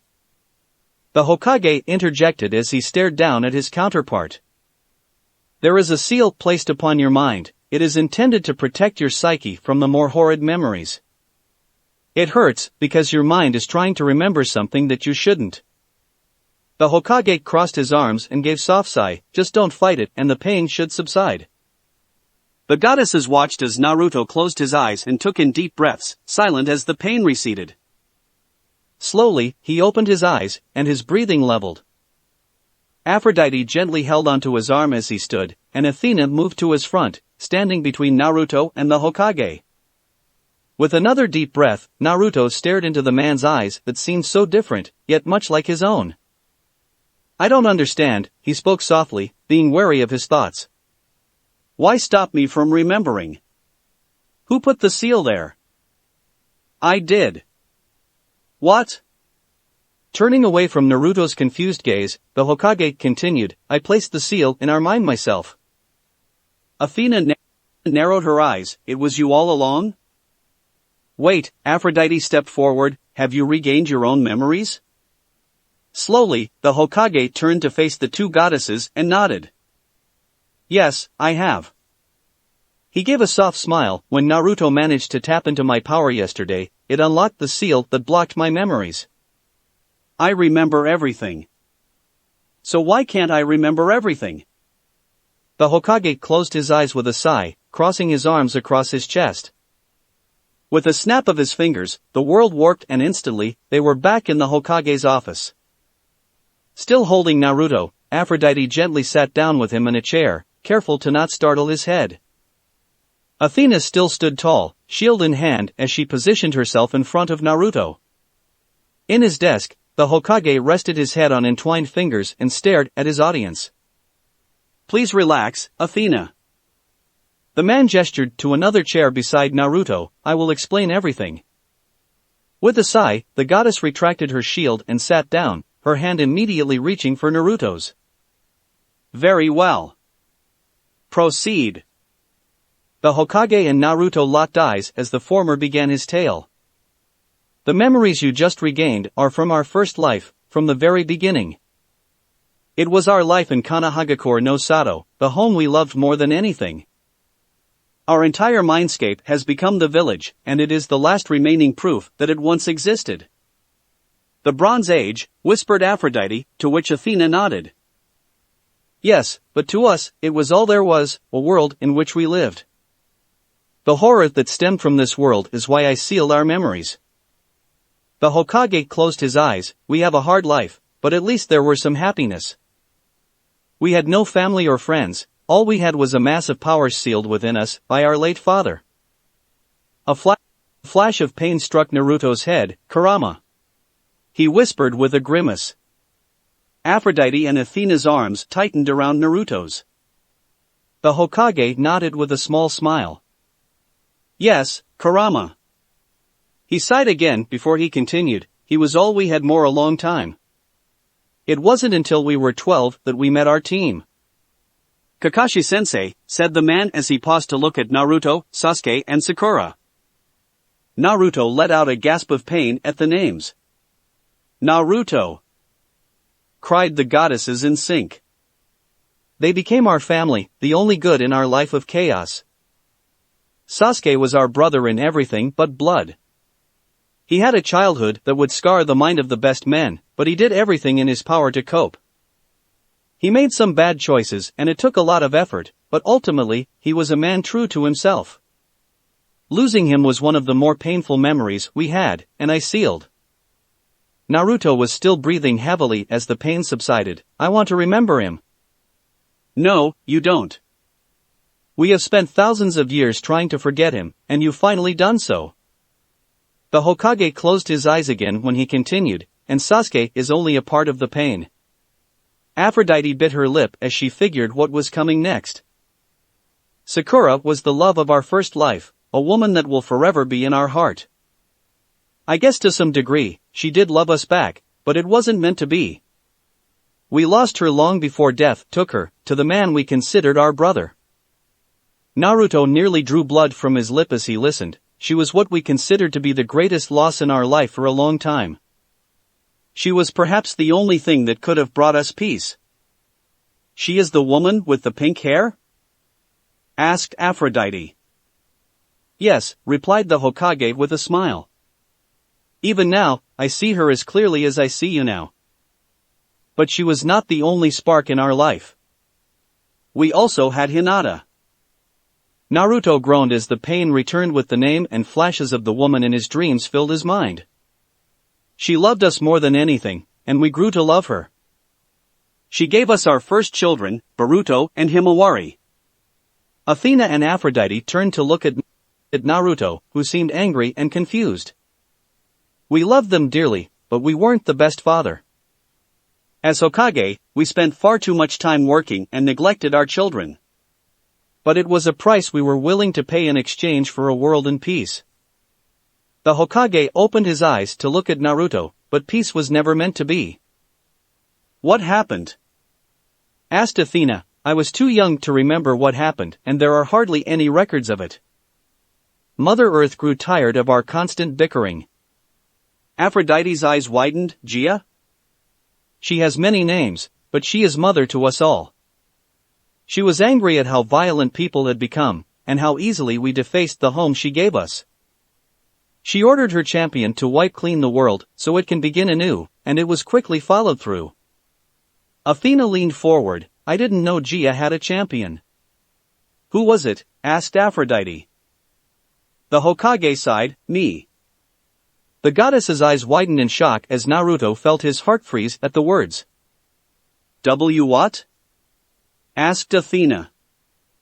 The Hokage cleared his throat before he continued. Kurama, the massive chakra we had sealed inside us by our father was only a portion of a larger entity. The image of terrifying monster with 10 tails and a red eyes flashed before Naruto's eyes, an image he had seen in many dreams. We called it the Jubi, and it was the primordial of power. We didn't know of its origin nor its desires, but it was the ultimate power. From it, all the chakra in the world stemmed. Aphrodite stared at Athena. Could it be possible that Gaia had a child we didn't know about? The goddess of wisdom bit her lip. It is possible for us younger goddesses to not know, but father has to know about it. What I don't understand is why this isn't recorded. She looked at the Hokage. And what you mean when you say you are Gaia's champion? It was during the Fourth World War that the Jubi was revealed to the world. Almost effortlessly, it destroyed our armies. There was no way we could have defeated it with brute strength, so we did the only thing we could have done to stop it. The Hokage sighed again. We sealed it inside of us. Athena closed her eyes as Aphrodite nodded. A shiver went down Naruto's spine. So, it's still inside me? Yes. Athena held onto Naruto's arm as he shook. Naruto. Initially, we had complete control over it. It was difficult, but our willpower was strong enough for our consciousness to remain after we sealed it into us. With the power we gained from it, we defeated our enemies and established ourselves as the most powerful man in the world. Almost immediately, we were made the Hokage and the peace of the world was put upon our shoulders. The Hokage looked down at his hands, but peace had come too late.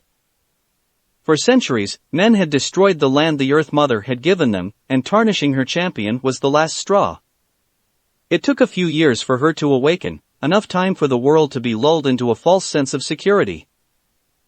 I had married Hinata and fathered 2 children. I thought I was doing the right thing by brokering peace with all the other nations in the land, but it was all for nothing. The man slammed his fist into his desk, shattering it into pieces. She had awoken and commanded me to do her bidding. Naruto shook his head. No. It was as if someone had reached into my brain and crushed all that I ever was. Aphrodite hugged Naruto's arm close and kissed his cheek. I was in my office, just like right now. But in an instant, all inhibitions were gone, and my power went wild. In a flash the entire village was vaporized. The man had tears welling in his eyes. I sought solace in the fact that no one felt any pain. You were the one to end the Bronze Age. The Hokage gave Athena a nod. Yes. It did not take long. With the power of the Jubi sealed inside me, no one was capable of stopping me. Entire nations were destroyed, and the lands changed to the path of my destruction. I can't remember how long it actually took, but the world that I knew and loved was gone the next time I regained my senses. I was alone in the middle of the nowhere, and everything was gone. I'd stretched my senses to the edge of the world and there would be nothing. I was completely alone, unable to die because of the Jubi inside me. Silence reigned the room until Naruto broke it. What did you do then? I can't really remember, the man whispered. It is kind of a blur. I remember forcing myself to sleep for a long time. I can't remember how long, but centuries must have passed before I woke. Even after that, it would be many years until I would see another human. I think it took Zeus a few millennia before he gave humankind another chance. It would have been the start of the Iron Age. Athena stared at the man. That must have been horrible. It was the start of my many lifetimes. He looked to see Naruto staring back. I didn't give the early humans much attention. I didn't want to endanger them in case I would lose control again, so I continued to slumber. The next time I woke, I was somewhere in Asia. I lingered around in China for a long time, and even started to teach some early humans how to fight, but no one had chakra anymore. Eventually, I migrated with a pack of people to what is now Japan. I tried to teach them what I can, and they learned what they could without chakra. Some days, they would even regard me as a god because I would never age. The slightest of smiles appeared on Naruto's face. You're saying that we are the origin of ninja in Japan? The Hokage chuckled. Yes, we are. Ninshu isn't as well established as in my time, but it does still exist, however diluted it has become due to movies and anime. Perhaps that is why we haven't seen you before, added Aphrodite. You remained in the Eastern civilizations most of the time. The man nodded. Yes, I think so. but there were times that our descendants may have crossed paths. Athena narrowed her eyes. You had children? Yes, I did. He sighed. I guess I was lonely and needed a companion. Did they have your powers? None of my chakra, for some reason. I guess the new humans just cannot replicate the old. But they did have some of my attributes. They all had great leadership skills and willpower, though I'm not sure how sophisticated they were. Aphrodite smiled. What were their names? There were only 2 of them that really became famous. The Hokage side, the first was Attila. I had him with a woman I came across in Pannonia. I was snooping around ancient Rome at the time and ended up staying there for a while. Wait. Naruto recoiled. Attila the Hun was my son? The man nodded. Yes. He was a bit eccentric. Aphrodite pursed her lips. I don't know how I feel about that. I can't count the number of my followers and temples he destroyed. I don't mind him at all. Good leader and great tactician. Sure, because you're anything but biased. Then who was the other one? Asked Naruto. The Hokage grimaced as he said, Genghis Khan. What? Oh great, the greatest rapist in the history of the world. Aphrodite shook her head, trying to accept that her husband's children had raped some of her own children. And a very good military leader, perhaps one of the best ever. Athena nodded. An empire a few times larger than the Roman Empire. As horrible as it is to say, I hated both my sons. As much as I tried to dissuade them from violence, they both had egos and ambition too large for one man. They represented the reason my world was destroyed in the first place. The evil of man was apparently carried over from before. Naruto reeled in his seat. This is a lot of information to swallow. It really no longer matters at this point. They are fleeting memories of people who I can barely remember, and I guess that was really the reason why we ended up here. The man crossed his arms. More centuries, I tried to hide from people, then tried to help people, and ended up doing nothing. No matter how I tried, I couldn't stop people from hurting each other, not even my own children. War is not something that will end, but only something that can be directed. The goddess of war closed her eyes. As much as I have tried to change war, I'm afraid most humans tend to favor Ares' view. I had to witness 2 world wars of this age, then a scatter more of carnage and violence that I no longer cared to stop. I've accepted that I am a man out of time and a relic of a past long forgotten. I know that this age is coming to an end. Gia will not be pleased with what has happened in this age's history, and it is only a matter of time before she makes me do the same to this age as I did to mine. Naruto stared at his counterpart. We cannot let that happen. Indeed. I will not be the destroyer of another age. Athena leaned forward. Is that why you sealed yourself away? The Hokage nodded. Yes, that is precisely why I did. It took many years, but I developed a seal and sealed away all my power and memories as deeply as possible, weakened myself to the point that I am no stronger than a normal human in this age. I was hoping that without power, my body will age and wither away. He looked at Naruto. You were to be my final life. Hopefully one that will be happy and normal, and without the baggage that came with my memories. He looked at Naruto and the 2 goddesses around him. But never did I think that you would come across 2 immortals and have children with them. Naruto looked down with a smile. So what happens now? I'm thinking this is when I leave. What do you mean? Asked Athena. Your mind is now developed enough that I no longer need to exist. I will fade into nothing, along with all the painful memories and useless baggage that you don't need. Naruto stood. No, you can't do that. That means you'll disappear forever. I've been trying to disappear ever since the last age. Aphrodite and Athena were silent, opting to let them resolve their own matters. The Hokage approached Naruto and stood in front of him. Naruto, you have become someone better than me. You are a far better father than I ever was, and a far better husband.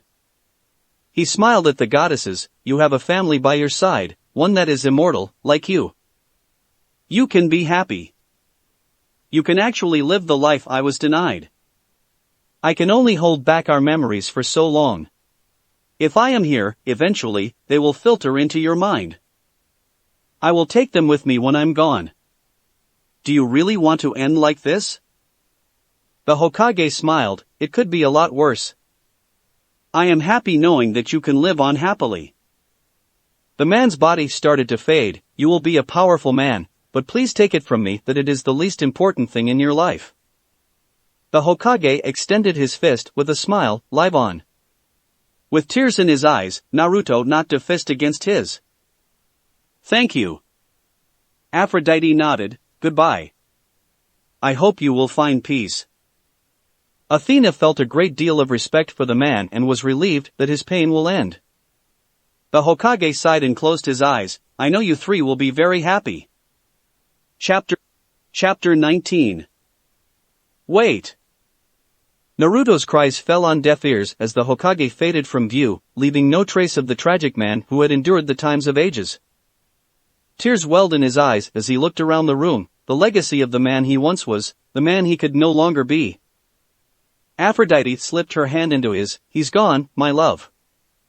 I'm sorry, whispered Athena as she rested her head on Naruto's shoulder, her breath tickling his ear. I know how difficult this must be. You don't have to take all this in immediately. You need to take your time, so let's get some rest. The words of his loves grew distant as the room started to reel.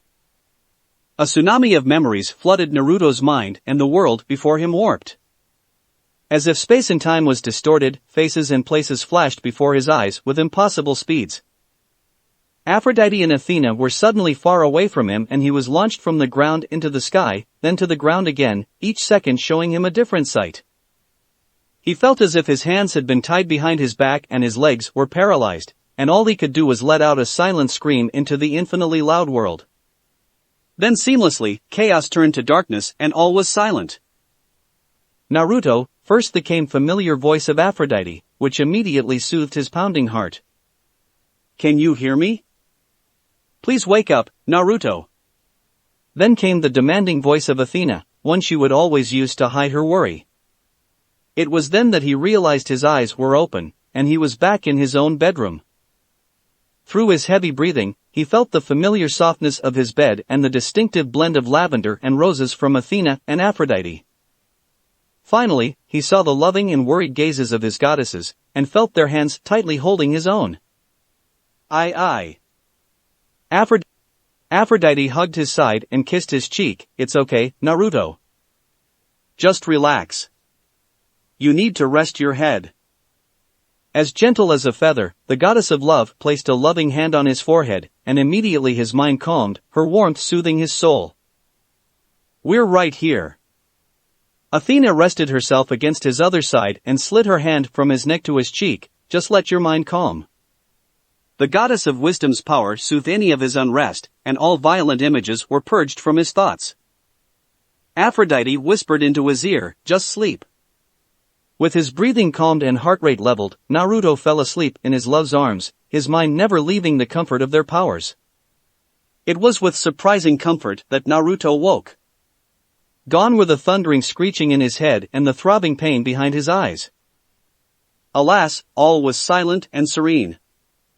Breathing out a silent breath, he sank deeper in the bed, and basked in the warmth that came in the form of Athena and Aphrodite.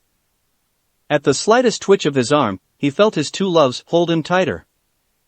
With a smile, he welcomed Athena's gentle cheek against his shoulder and Aphrodite's tickly breath on his ear.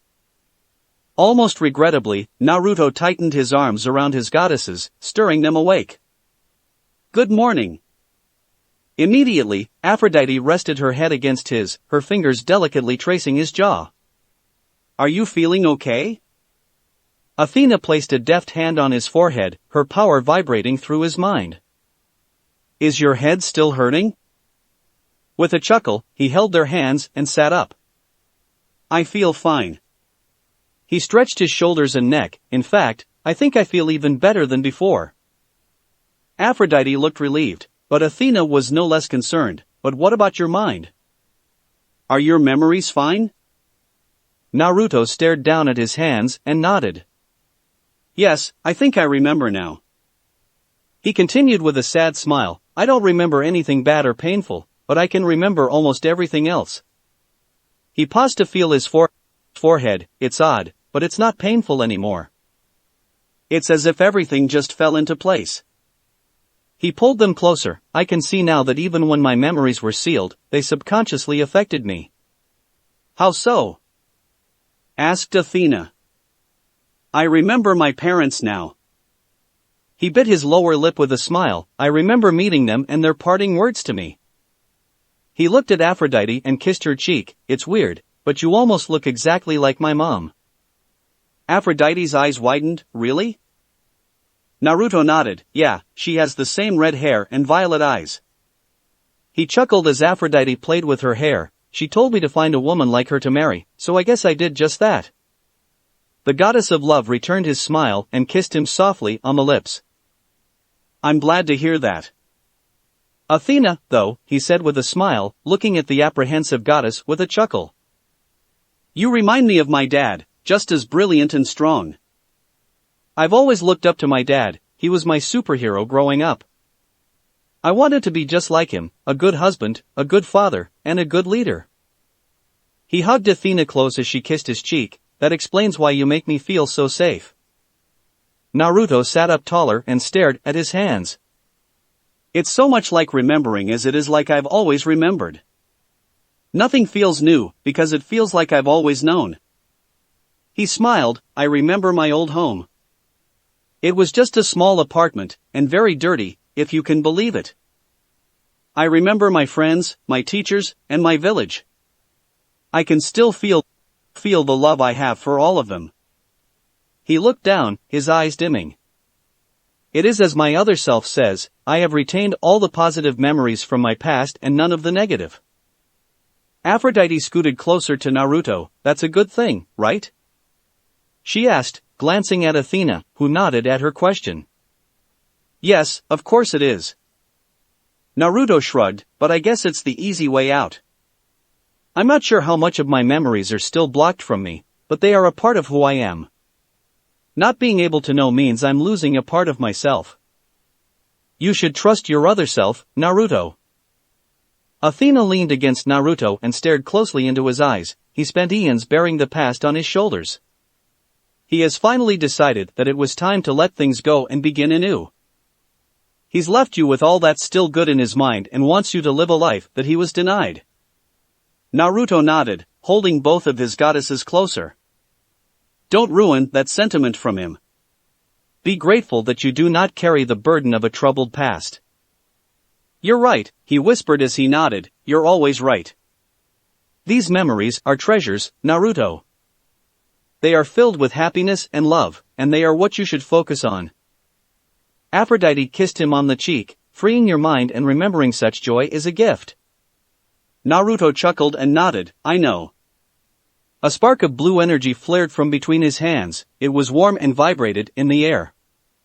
But it's not just my mind, my body also remembers how to do many things. Athena's eyes widened, you can still use chakra. Yes, and there are endless possibilities with it. Naruto kissed Athena chastely on her lips and vanished after an instant of contact. The goddesses were shocked to see their lover vanish, only to see him standing by the foot of the bed. I remember how to do all this now. He vanished again, and appeared in front of Aphrodite, close enough to plant a kiss on her lips, before vanishing again. He appeared behind Athena and wrapped his arms around her, lifting her to his lap. With a laugh, this is called a Shunshin no Jutsu, or body flicker in English. Aphrodite smirked, well, this will make things interesting. Athena slowly started to flush gold as she sat atop of Naruto's lap. This will be very useful in combat, so this is very good news for us. This is not all, though. He kissed Athena's ear, making her flush even more. Aphrodite's eyes widened in shock as she felt a pair of arms wrap around her waist. Naruto was still holding on to Athena, but much to her surprise, another Naruto appeared behind her. Laughing at their shock, the other Naruto lifted Aphrodite onto his lap, kissing her cheek. This is the Kagebunshin no Jutsu, or shadow clones. This is by far my favorite technique, and a very useful one too. There really is almost no limit to how many clones I can make due to my chakra reserves, and all memories of the clones will be transferred back to me, so this is a great technique for information gathering. Naruto rested his head on Athena's shoulder. Unfortunately, they are not very durable. A solid hit will dispel the clone. Athena rubbed her chin. I can see very useful ways to use this for our gain already. Aphrodite bit her lip as she rubbed the arms that encircled her. Me, too. Naruto and Athena turned to look at the goddess of love at her tone, and instantly recognized that expression. This will make things very, very, very interesting. Naruto and his clone chuckled. For some reason, I'm not at all surprised. Aphrodite, this is not the time. Athena's face nearly glowed gold as images filtered through her mind, often with dozens of Naruto in one frame. Be serious here. I am being very serious, whispered Aphrodite as her arms reached up for the clone's hair, her hips swaying from side to side as she grinded on his lap. Never had I even imagined that I can have more than one Naruto at a time. She bit her lip as the clone moaned in her ear. I think I can start with 5 at a time. Any more than that will require some additional choreography. She winked at the original Naruto, who was also flushed. Oh, the possibilities are endless. Let's get back on topic. Aphrodite simply ignored Athena. If all the memories of the clones go back to the originals. A smile pulled at her face as she trailed off, and it scared Naruto and Athena. Aphrodite. Staring at Athena and the original Naruto, Aphrodite grinded her way down onto the clone, feeling his enthusiasm pulsate against her plump cheeks. Almost mesmerizingly smooth, she dragged one of the clone's hand under her shirt and moaned when he started to caress her breast.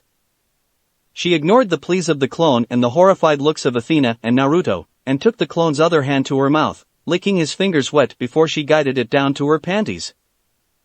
Feeling the warm hand of her lover caress her soaking womanhood, Aphrodite moaned as she turned to look up at the clone. She leaned close until she could lick his jawline and whispered close to his ear, "Come for me, baby." The clone groaned and threw his head back, and in that moment, Aphrodite bit down on his neck and pinched his thigh hard, dispelling the clone. Then with the snidest of smirks, she turned back to see the catatonic Athena, and her smirk grew when the original Naruto moaned. Still in shock, Athena felt her heartbeat from her chest. Then much to her horror, she realized what was happening, and she was still sat upon Naruto's lap. The ichor in her boiled as she heard Naruto moan in her ear, and all the goddess of war's presence was summoned when she felt a scorching heat from beneath her. In that instant, Athena summoned her true godly form, and in the next instant, the ichor rushed to her head, and she fell to the bed, completely unconscious. All this happened in the span of 5 seconds, under the masterful ministrations of the goddess of love. As the light from Athena's true form vanished, Aphrodite was revealed to be laughing on the ground, holding her stomach as tears flowed from her eyes. It took her a full minute to climb back onto the bed, where she noticed Naruto was rendered catatonic.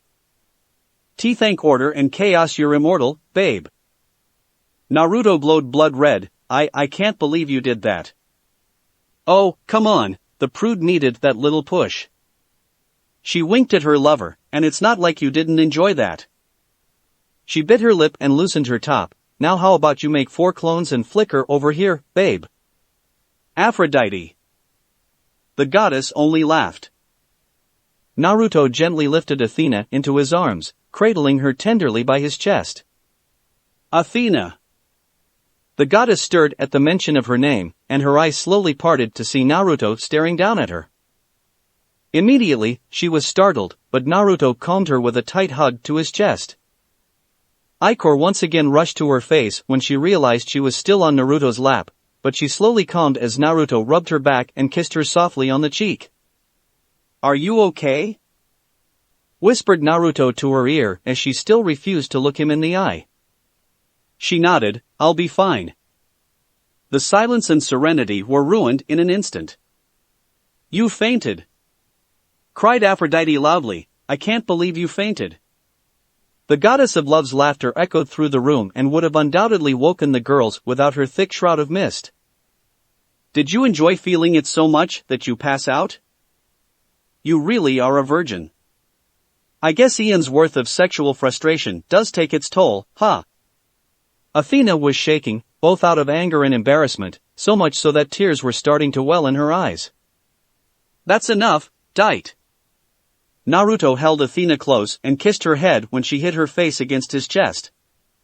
Don't bully her. Aphrodite smirked and crossed her arms. Consider this payback for all the stunts you've pulled on me over the centuries. Athena regained enough of her composure to glare at Aphrodite from Naruto's arms. I'll get you back for this. I swear on the sticks that I'll get you back for this. The goddess of love winked. Bring it on, sister. Naruto chuckled and held Athena closer, kissing the top of her head. You're adorable, Athena. The goddess of war looked away and cleared her throat, but anyway, we have to get back on track. We must figure out what we're going to do next. We can't afford to just play by ear anymore. If Ares and Eros found out about us, there is no telling who else knows. She sat up on the bed, her hand still holding onto Naruto's. It is time we take the initiative. We cannot be taken by surprise if we can anticipate what is coming. Naruto nodded. So, what do you think we should do? The gray-eyed goddess crossed her arms. At this point, we know that Ares and Apollo know about us. The former shouldn't be a problem anymore, and Apollo is someone we can trust. Athena sighed. As flamboyant and silly he may act, he is a dependable brother and cares for us enough that he'd not report us to the council. Aphrodite nodded in agreement, in favor of her male best friend. We also have many people on our side. Mother Rhea is a huge part of our situation, along with Aunt Hestia and Artemis. They are ones we can rely on and trust. I feel that we can also have Hera on our side. Aphrodite smiled at the thought of her stepmother. She was very supportive in my exploration of family love. She even let me use her sacred bath. If we're married and become a real family, she is someone we can have on our side. So, all that remains are most of the male gods? Asked Naruto. Yes, answered Athena, but not all of them. I don't see Hermes or Dionysus caring too much. Uncle Hades would care at all, and the squid god will only mock me for it. The real problems are Father and Hephaestus. Aphrodite bit her lip. We've never been a real husband and wife, so I think we can manage with Hephaestus. He wouldn't react like Ares did. She turned to Naruto, but I would expect him to ignore you or antagonize you for the next few hundred years. So? Naruto began with a sigh. The real problem is my father-in-law. In more ways than one. Athena sighed. Not only are we both with you, which is already unspeakable in front of Father, but you are also a man of the Bronze Age. In Father's eyes, you should have been dead a long time ago, and having you exist is a slight to his power and authority. Naruto nodded along.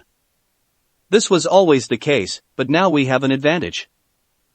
You are immortal, and you have enough power to defeat Ares, so we can at least have the durability to discuss with Father. Aphrodite shuddered. I really don't see him reacting well. It needs to happen at the right time, and we must take every advantage. Athena closed her eyes and thought, preferably in June, Father's honeymoon with Hera. He is usually in a good mood then. We'll also have Mother Rhea accompany us, so she can control him. Artemis and I can sweet-talk Father, and if need be, Aphrodite can also help us out with charm speak. I can remember how to use most of my techniques, but I will need some time to get used to using them again. We should plan this out and factor in the time I'll need to rediscover my full power. Naruto hands flared with blue energy. It won't take long. I remember this training method I used to do with my clones. Since the memories of each clone will return to me, so too will their training results. If I use clones to train alongside me, I will be able to cut down the training time exponentially. Yes, that is a good idea. With your clones, I feel we can use them to our advantage. Aphrodite nodded. Okay, then let's get started. Athena sighed. Aphrodite. The goddess of love looked at her lover. Come on, chop, chop. She crossed her arms with a smirk, 4 clones at the ready, with 1 or 2 more for backup. She loosened her shirt again, and you're on deck, my original babe. Can you not do this now? Cried Athena, ignoring the heat on her face. Hey, I haven't had sex for almost 2 days already, so it's about time we get a break. Aphrodite pulled Naruto to her side, hugging his face close to her chest. And I just found out my husband can multiply. Do you have any idea what an amazing feature that is? I don't know about you, but I want to have group sex with only my husband. Athena started to glow gold again. Why, you harlot? Naruto had his head down, his face glowing red. Simultaneously embarrassed and extremely excited. Aphrodite sighed. How are you still such a prude? Aren't you planning to marry Naruto as well? Are you still going to be a virgin after getting married? Athena sputtered and couldn't even say a word. I'm fine with it, I'm just saying that on the record. I've accepted that we're going to share Naruto, which is really not a big deal anymore since he can make so many clones. She smirked. Do you want to borrow a clone? You don't have to go all the way, but some oral can't hurt. Shut up! Cried Athena, don't make me stab you. Or you can join us? Aphrodite licked her lips. I'll teach you what Naruto likes. Blood started to drip from Naruto's nose. Dite, please stop. Aphrodite ignored him and inched closer to Athena. I can't say that I've never thought about doing it with you. Athena looked terrified and scandalized, but it only served to fuel Aphrodite. I'm sure Naruto will love to see it. She turned to the trembling husband. Won't you, honey? I am warning you. Aphrodite licked her lips. I never knew you could look so cute. Shut up. Aphrodite grinned and stood on her knees, towering over Athena, casting a tall shadow that reached the ends of the room. Slowly, she inched forward the war goddess, who refused to back down despite her glowing cheeks. First lesson, Athena. Aphrodite placed a gentle hand on Athena's shoulder, rubbing the soft fabric of her nightgown. Nightgowns are for old hags. Athena's eyes widened when she felt a pulse of Aphrodite's power course through her body and froze when her nightgown dissolved into nothing. Nude as the day she was born, she screamed and wrapped her arms around her chest, covering her heaving breasts. Ugh! Blood spewed from Naruto's nose as he flew back and fell to the ground, unconscious with a smile on his face. Aphrodite snapped her fingers and sat back down on the bed, a soft smile.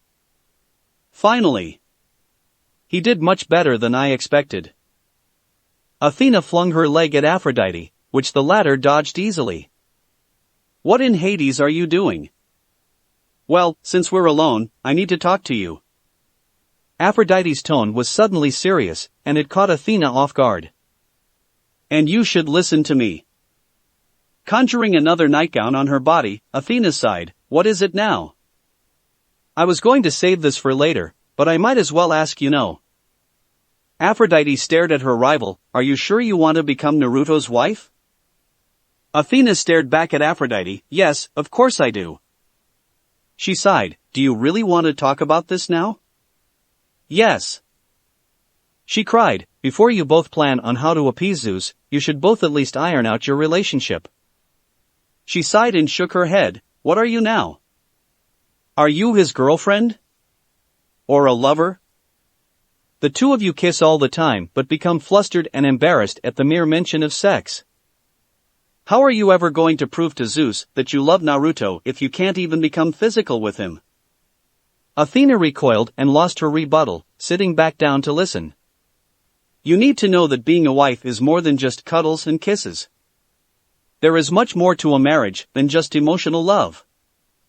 There is a reason that physical love is so important in relationships, and you must see that. Aphrodite ran a hand through her hair and sighed. I'm not saying that Naruto won't love you if you don't have sex with him.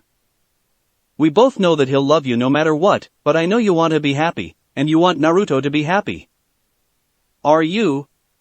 Athena trailed off as she stared at her rival. Are you giving me permission to become physical with Naruto? Yes, I am. She smiled, a genuine and sweet smile, don't get me wrong. I'm not giving Naruto to you or anything, I still plan on being his number one. But I love what we have right now. I love the idea of us being a family of 5. She grinned, at first I hated you for being here, but now you make things so much more interesting and entertaining. Aphrodite, the goddess whispered, I don't know what to say. You don't have to say anything to me. Aphrodite winked at her, knowing you, whatever you say will just make things awkward for me. The goddess of love looked at Naruto, who was still lying on the ground. We both love him beyond reason, so let's show him that. Athena sighed and smiled, alright, let's do it. But let me be clear. Aphrodite sat up tall and placed her hands on her hips, I get to be there when you finally lose your virginity. Aphrodite. That's it for this reading. Hit like and subscribe for a free ticket pass going to the different worlds of anime fanfiction. Looking forward to having you on board again.